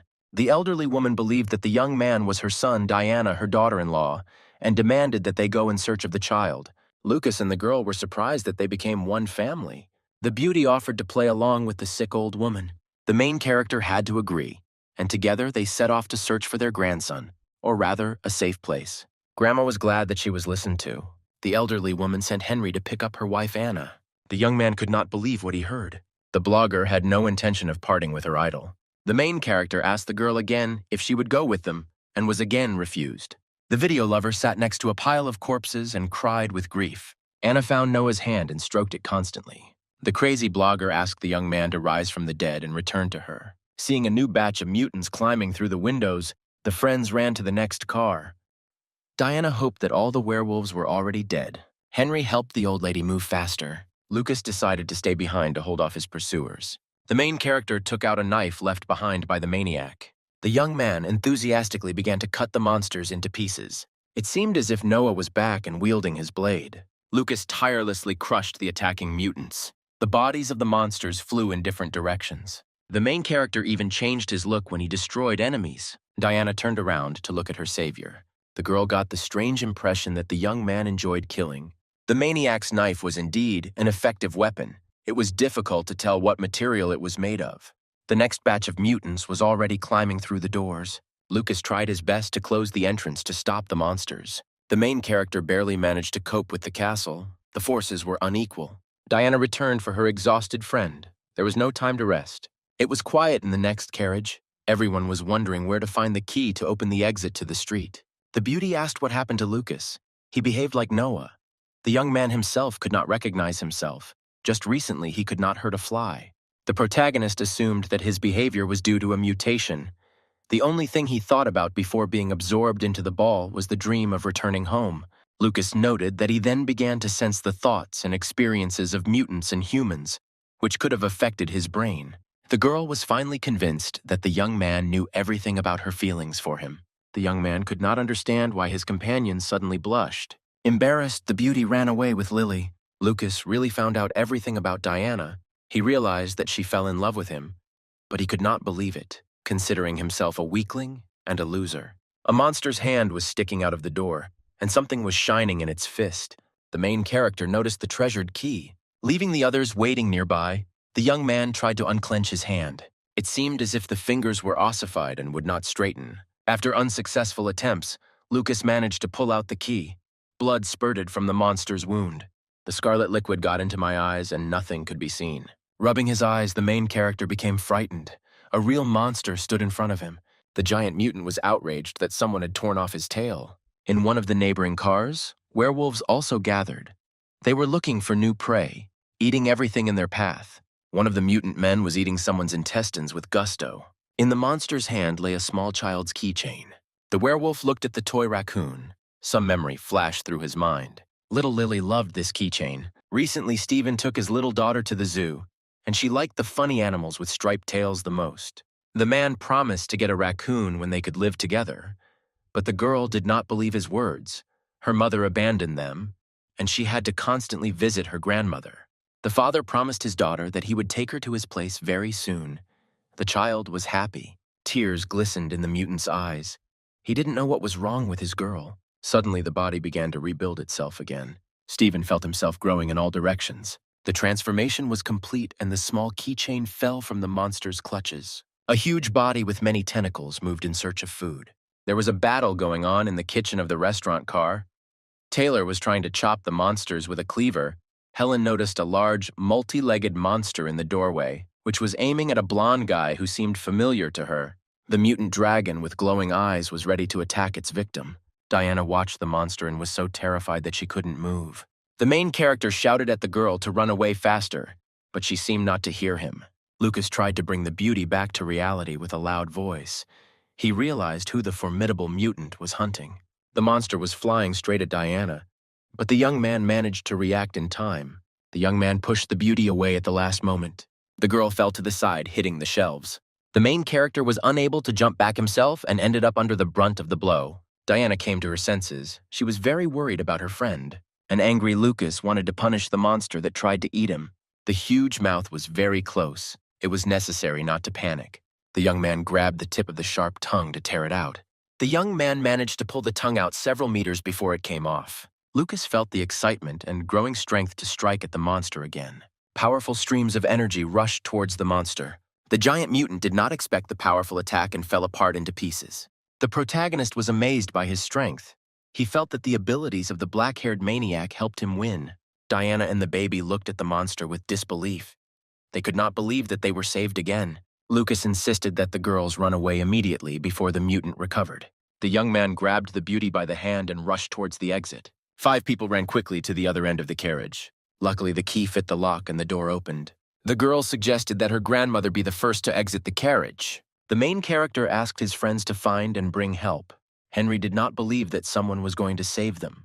Lucas didn't hesitate and pushed the guy and the old woman into the snowdrift. The grandmother screamed indignantly. She asked to find her grandson. It was Diana's turn, and as she said goodbye, she invited her friend to go with her. The girl knew that staying on the train was dangerous, even for the bitten guy. Lucas asked not to worry about him and promised to catch up with his friends later.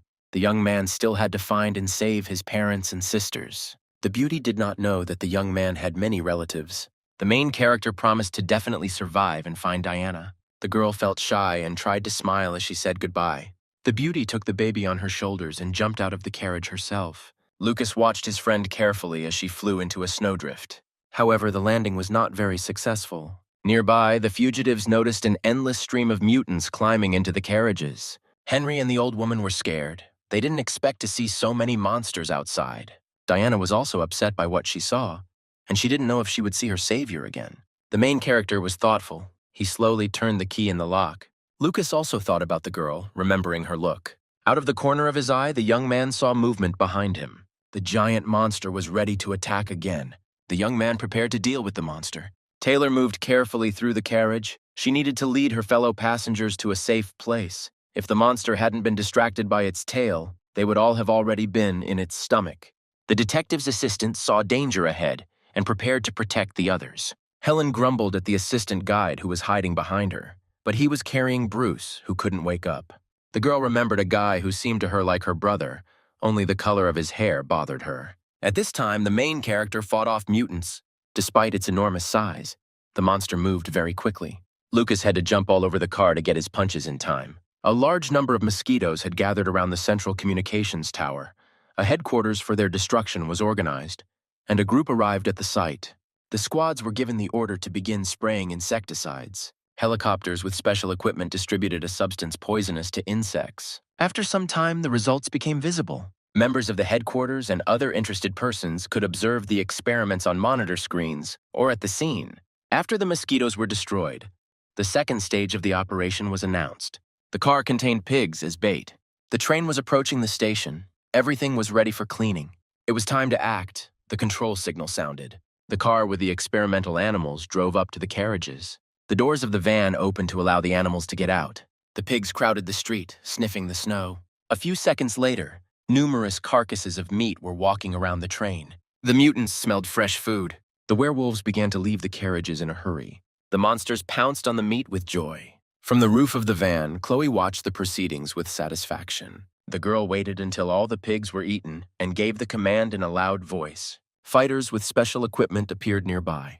The squad opened continuous fire on the mutants. The werewolves didn't have time to react and fell to the ground in stacks. The shelling was carried out not only from the ground, but also by a machine gunner from a helicopter who was firing accurately. Almost immediately, only body parts remained from the mutants. After carrying out a control explosion, the helicopter left the scene of the operation. The flying machines returned to their deployment site, accompanied by birds that appeared out of nowhere. For unknown reasons, the number of crows increased sharply. The main character noted that his opponents were much faster than he expected. The monster and its rider became very angry, striking frequently. Lucas was about to finish off the monster, but at the last moment he was distracted by a familiar voice. The younger sister called her brother. She couldn't believe it was him. Helen wanted to ask when the young man had time to dye his hair. The main character was glad to see his sister alive, but he didn't have time to explain what happened, so he asked her to leave the dangerous place immediately. The girl tried to warn the guy that the enemy was very close. Lucas didn't have time to react and received a powerful blow from the tail. The monster took advantage of the moment and attacked the enemy. The young man couldn't hold on and fell with a crash. The sister saw her brother lying on the floor and rushed to save him. Taylor was unable to stop the angry girl. Lucas couldn't move from the pain. The young man asked his sister in a weak voice not to come closer, as he would not be able to protect her now. However, the brave girl was already fighting off the monster with a mop. The sharp tentacles of the giant monster held the guy on the floor. Lucas understood that Helen would not be able to help. He had to think of a way out urgently. The mutant seemed to hear the thoughts and turned his attention to the guy. The monster was about to grab the young man and swallow him. The mouth with powerful, sharp fangs was very close. Suddenly, the train started shaking violently. Taylor and her fellow passengers were unable to stay on their feet, and everyone felt like the carriage was tipping over. The police officer landed on something soft. Bruce was still asleep. The last carriage derailed on the bridge, and the sudden movement sent the mutants flying into the abyss. The coupling couldn't withstand the overload and broke, and the werewolves couldn't stay on the roof. The monsters tried to cling to each other, but the carriage was shaking constantly, so they were unable to stay aloft for long. Hope did not leave even the mutants. They tried to climb up again. Part of the bridge span collapsed, taking the werewolves down with it. Anna felt a sharp blow, fearing that the train had derailed. The blogger did not leave her idle, begging him to protect her. Noah still lay motionless among the dead mutants. Something terrible was happening inside the train. Bodies were mixed together. On one of the turns, the other couplings failed and the cars were thrown in different directions. There was only a little time left until the next station. The driver realized that he had completely lost control. The train flew forward without brakes. It became clear from the navigation that another train was moving towards the train and a collision could not be avoided. There was no communication, and there was no time to warn passengers about the danger. The trains collided at full speed, hitting the middle of the train. Everything shook violently. People fell off their feet. Kate hugged her eldest daughter, worried about her. Dennis and his assistants also couldn't understand what was happening, why the train was shaking so terribly. The impact of the train tore the train into two parts. The last carriage overturned several times. The main character didn't have time to grab onto anything, and he was spinning around along with everyone else. Finally, the shaking stopped. Lucas lay motionless on the floor with multiple injuries. The head of the train derailed after the accident and was moving towards another train standing on a siding. The driver and his assistant understood that another collision was inevitable. The standing train was already very close. The train chief managed to push the assistant out, asking him to take care of his son. The driver himself grabbed the steering wheel, trying to at least slightly change the trajectory of movement in order to reduce the severity of the impact. As a result of the actions, it was possible to shift the traction, so the main impact fell only on the train cabin. The driver mentally said goodbye to his train, which he had driven for many years. The assistant realized that his commander had sacrificed himself to save people. The young man cried, realizing that there was practically no other way. Suddenly, the young man heard footsteps behind him and looked around warily. A detachment of armed warriors in special protection stood nearby. Chloe reported to headquarters that the liquidators had arrived at their position. Train X-47 was cordoned off from all sides. Helicopters and ground equipment were ready to begin the cleanup. Everyone was waiting for the command from higher command. An hour later, the satellites reached an old abandoned station. The wind was very cold. Everyone was frozen and went inside. There were countless mosquitoes lying on the snow. Diana and her friends entered the building. It was very quiet. There was no one anywhere, which made it even more terrifying. A small detachment walked through an empty village. There was no light or people anywhere. Only flocks of crows circled overhead. The girl was haunted by a strange feeling of danger. It was getting light. There was a tower near the abandoned station, and next to it was a car. Everyone could see a large number of corpses wrapped in black bags. At the capital's Scientific Institute, scientists conducted a study of mosquitoes. It was discovered that they were exposed to an unknown type of radiation and mutated, and at low air temperatures, they became aggressive. Information was conveyed through all channels that one large company had taken on the task of destroying the abnormal insects. All residents were asked not to leave their homes until further notice. The next day, information came from official sources that the danger had been eliminated. Only the old abandoned station was in the red zone, and in 3 days it would be possible to go outside. Many families were happy that they didn't have to go to work or kindergarten. People didn't know what really happened and were happy about the extra day off. Some hoped that the holidays would be extended and were upset that the mutants were defeated so quickly. Crows appeared above the site of the collision of two trains.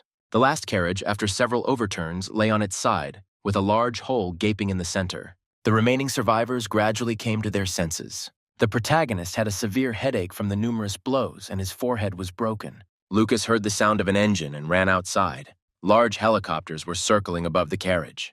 The young man did not understand what this equipment was doing here and why they were spraying some kind of substance. Deciding that they were rescuers, the young man began waving his hand and calling for help. Helen convinced her brother that there was no point in screaming. Her leg was stuck, and she asked him to help her. The main character thought about it and noticed that all his wounds had almost disappeared. The pain was gone. Now all that was left was to explain everything to his sister, but he himself could not understand what was happening to his body. After spraying some gas, the helicopters flew away. Lucas heard an unpleasant sound and immediately had a bad feeling. The giant monster that stood in front of the main character became even bigger. Bob fainted from fear. The rest of the people did not understand what to do now. It was impossible to escape from such a monster. Taylor could hardly walk after her injuries. The old man disappeared somewhere. The twins looked in horror at the huge mutant with numerous paws, realizing that this was the end. The main character's first decision was to run away from the monster as quickly as possible. The serpentine dragon had no intention of leaving the fugitives behind. There was a high net in the way, and after making sure it was not electrified, the friends climbed through a small opening. Lucas was running last and felt something grab his leg. The monster used its long tentacles to pull its first victim closer. The sister heard her brother's screams and stopped. The main character saw the open mouth of a monster with huge, sharp fangs very close by. Suddenly, out of nowhere, charges flew at the mutant. The monster, taken by surprise, released its prey, and the young man flew to the ground. The young man barely stood up after falling from a height. He hoped that the people from the helicopter returned to save them. Lucas looked around. The rescuers were nowhere to be seen. Not far behind, someone's silhouette was visible in the smoke. Old Man Bruce stood rooted to the spot, sending curses at the evil spirit and promising to destroy the monster. Bob's grandfather was reciting some spells. Helen couldn't believe her eyes. Just before the accident, the old man had been sleeping soundly. The grandson was the one who was most happy about the appearance of his beloved relative. He watched his grandfather's complex manipulations with surprise.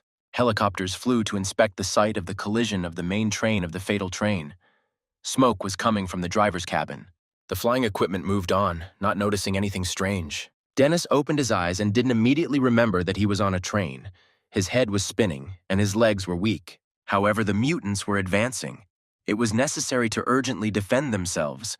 While the father of the family was unconscious, the partners continued the battle. One of the werewolves was very close and was preparing to grab the father of 3 children, but suddenly fell nearby. David came to the rescue in time and killed the monster with his sword. Dennis couldn't get up. His strength was running out. Greg was glad that his partner had come to his senses. He was afraid for his partner. Now he needed to quickly get up and continue the fight with the evil spirits. Senior Lee was left disoriented after suffering a severe blow to his head during the accident. The mutant twin regenerated again and was ready to take revenge on her offenders. One of the heads grabbed Greg's weapon, which he used to strike the monsters. The werewolves came very close and were ready to eat people. Suddenly a shot rang out and the monsters froze, allowing the volunteers to free themselves from their clutches. Someone's shadow appeared in the doorway. The detective managed to come to the aid of the small rescue squad in time. The teammates helped Dennis up. It was time to run while Mason covered the retreat. The Special Forces officer continued to shoot back at the 2-headed mutant. Suddenly, the rescuers were dumbfounded with fear when they saw a new guest. Another monster appeared in the passage. It was much larger and more terrible than all the previous ones. The monster quickly reached the people. Dennis did not have time to dodge and immediately found himself pinned to the floor by a powerful paw. Greg tried to save his older comrade, but David's sharp blade could not pierce the monster's thick skin. In the last minutes before death, everyone thinks about the past. The head of the family remembered how he did homework with his son. The father always tried to protect his daughters, the youngest of whom was a rebel and did not obey her parents. Dennis knew that being a dad wasn't easy. The assistants continued to fight back to save their friend, but it was impossible to move the thug. The head of the family thought that he was not yet ready to die. He had not yet helped his children, and mentally asked for support from the heavenly powers. The monster froze for a moment, as if he had heard the words about children. Stephen remembered his little girl, whom he missed very much. Before the trip, Lily was happy that she would go home with her dad. The monster raised its paw and retreated. Dennis was free. The monster turned and walked away from the rescue group. The detective watched in horror as the wounds on the mutant's body instantly healed. The monster came to Mason's aid and crushed the twins with its clawed paws. The man was surprised where this big guy came from and why he was killing other mutants. The battle of huge, scary monsters continued. The detective did not wait for the result. He had to quickly leave the carriage. Mason urged the men, who were watching the fight with fascination, to run away as far as possible without waiting for the end of the battle. Everyone rushed to the exit. Assistants supported Dennis from both sides, not understanding how he was able to survive the attack of the giant mutant. Only now did the men notice that the train was stopped. The carriage unexpectedly turned out to be the last one, and they flew into a snowdrift. The rescuers saw columns of smoke and a large glow of fire. Dennis was most worried about his family. The head of the family really wanted to hope that everything was okay with his wife and children. The jolt was strong. Many could not hold on and fell. Kate was worried about her eldest daughter, who was pregnant. Haley came to. Her stomach didn't hurt, and she calmed her mother down. A familiar man approached the girls and called the rescuers, who were supposed to meet them. Kate's friend helped her get out of the carriage. He said that part of the train had derailed and flown into the abyss. Haley didn't want to leave without the twins. She was very worried about them after seeing mutants in the neighboring windows. The survivors went outside and tried to contact their relatives to tell them that they were safe. Rescue teams and soldiers have already cordoned off the crash site.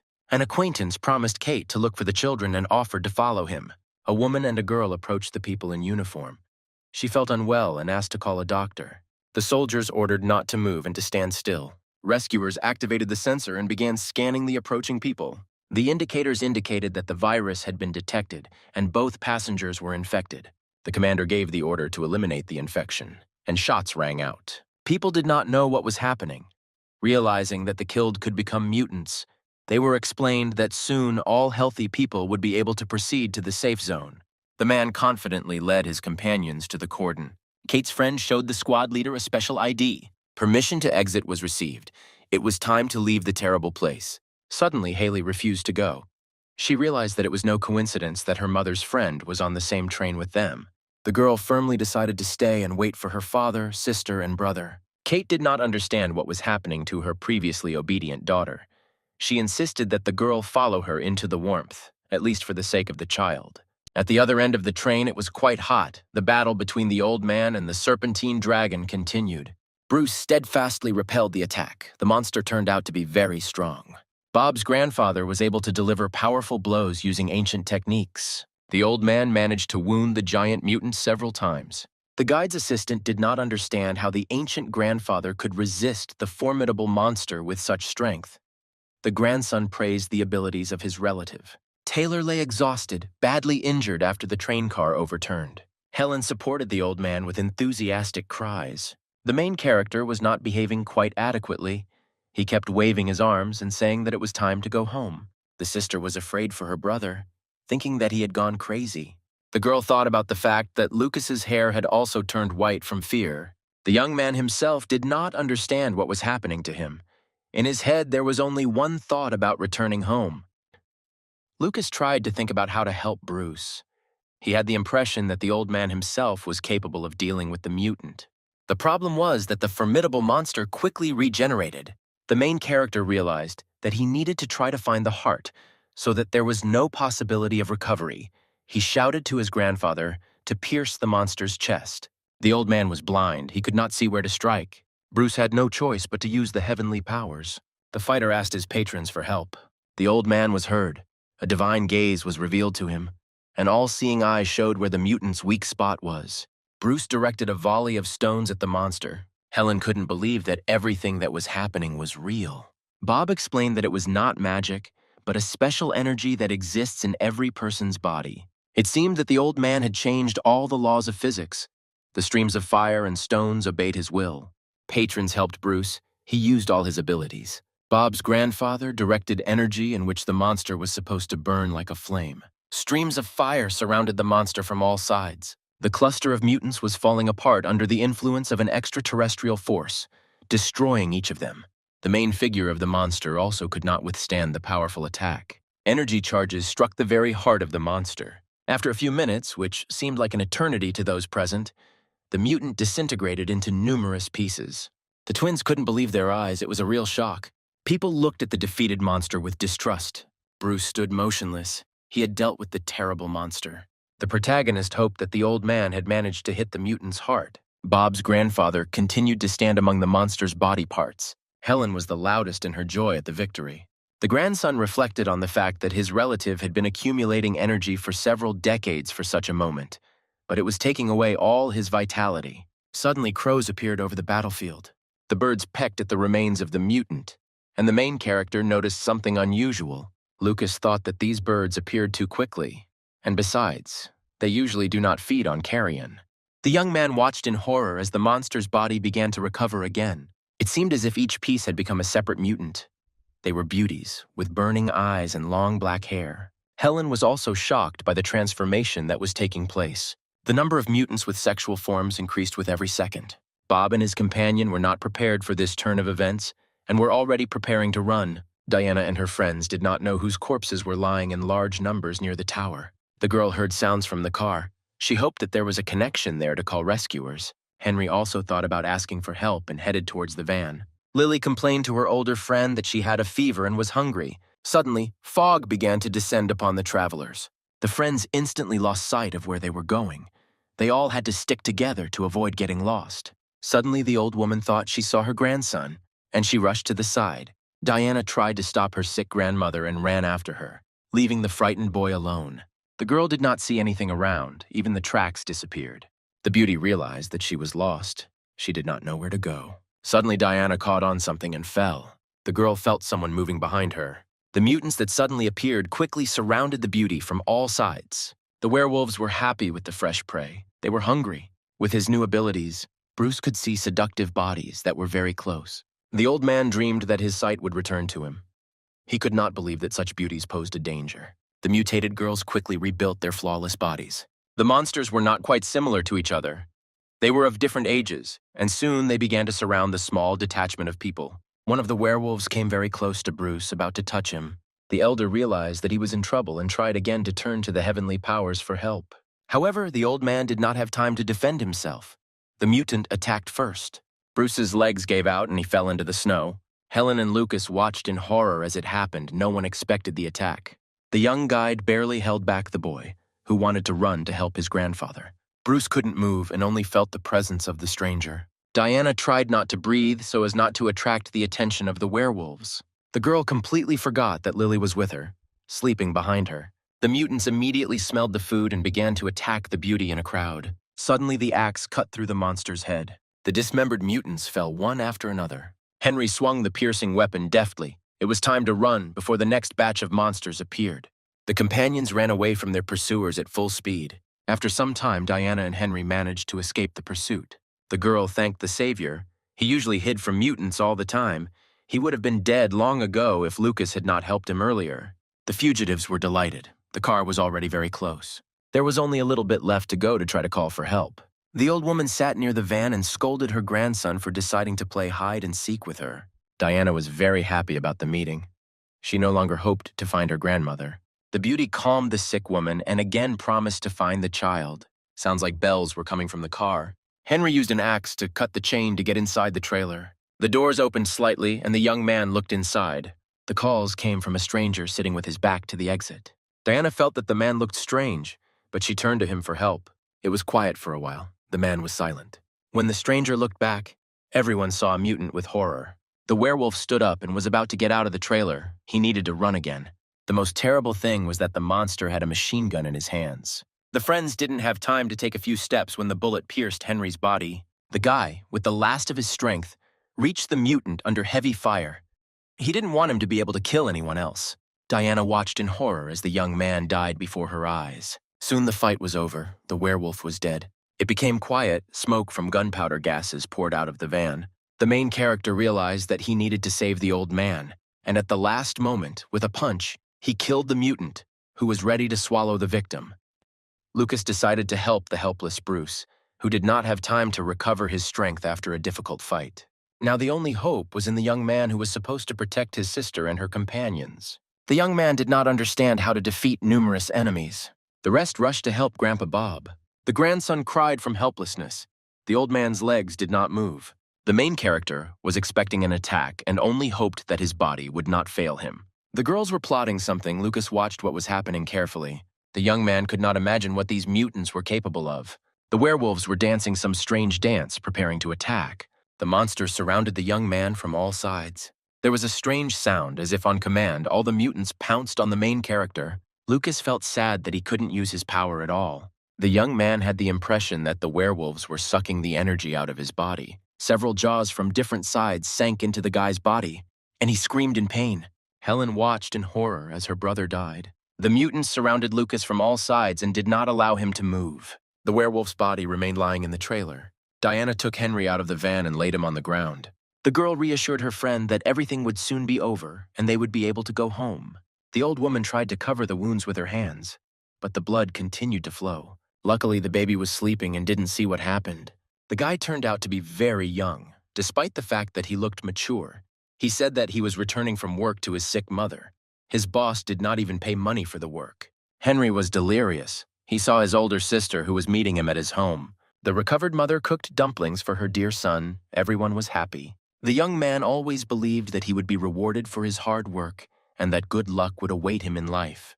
Hope never left him. The girl and her grandmother cried as they listened to Henry's final confession, as he simply wanted to live. A minute later, the young man stopped breathing. Diana covered his face. The mutants were already approaching the car. They heard voices and smelled food. The girl said goodbye to the guy who acted like a hero. The beauty no longer thought about suicide. She was ready to live on and fight to the last. She gathered her hair and resolutely took the axe in her hands. Diana was ready to fight to protect the weak. The mutants continued to torture the first victim. Helen picked up the guitar. She couldn't allow anyone to bully her little brother. The sister drove away the monsters using a musical instrument as a weapon. The young men looked at the brave girl who was not afraid to enter the crowd of werewolves. The main character watched as Helen once again protected him from enemies, just like she did in childhood. The girl did not spare her guitar, which was the most precious thing to her. The blows rained down one after another. The mutants fell and retreated. Having dispersed almost everyone and thrown away the already completely broken instrument, the sister ran to her brother.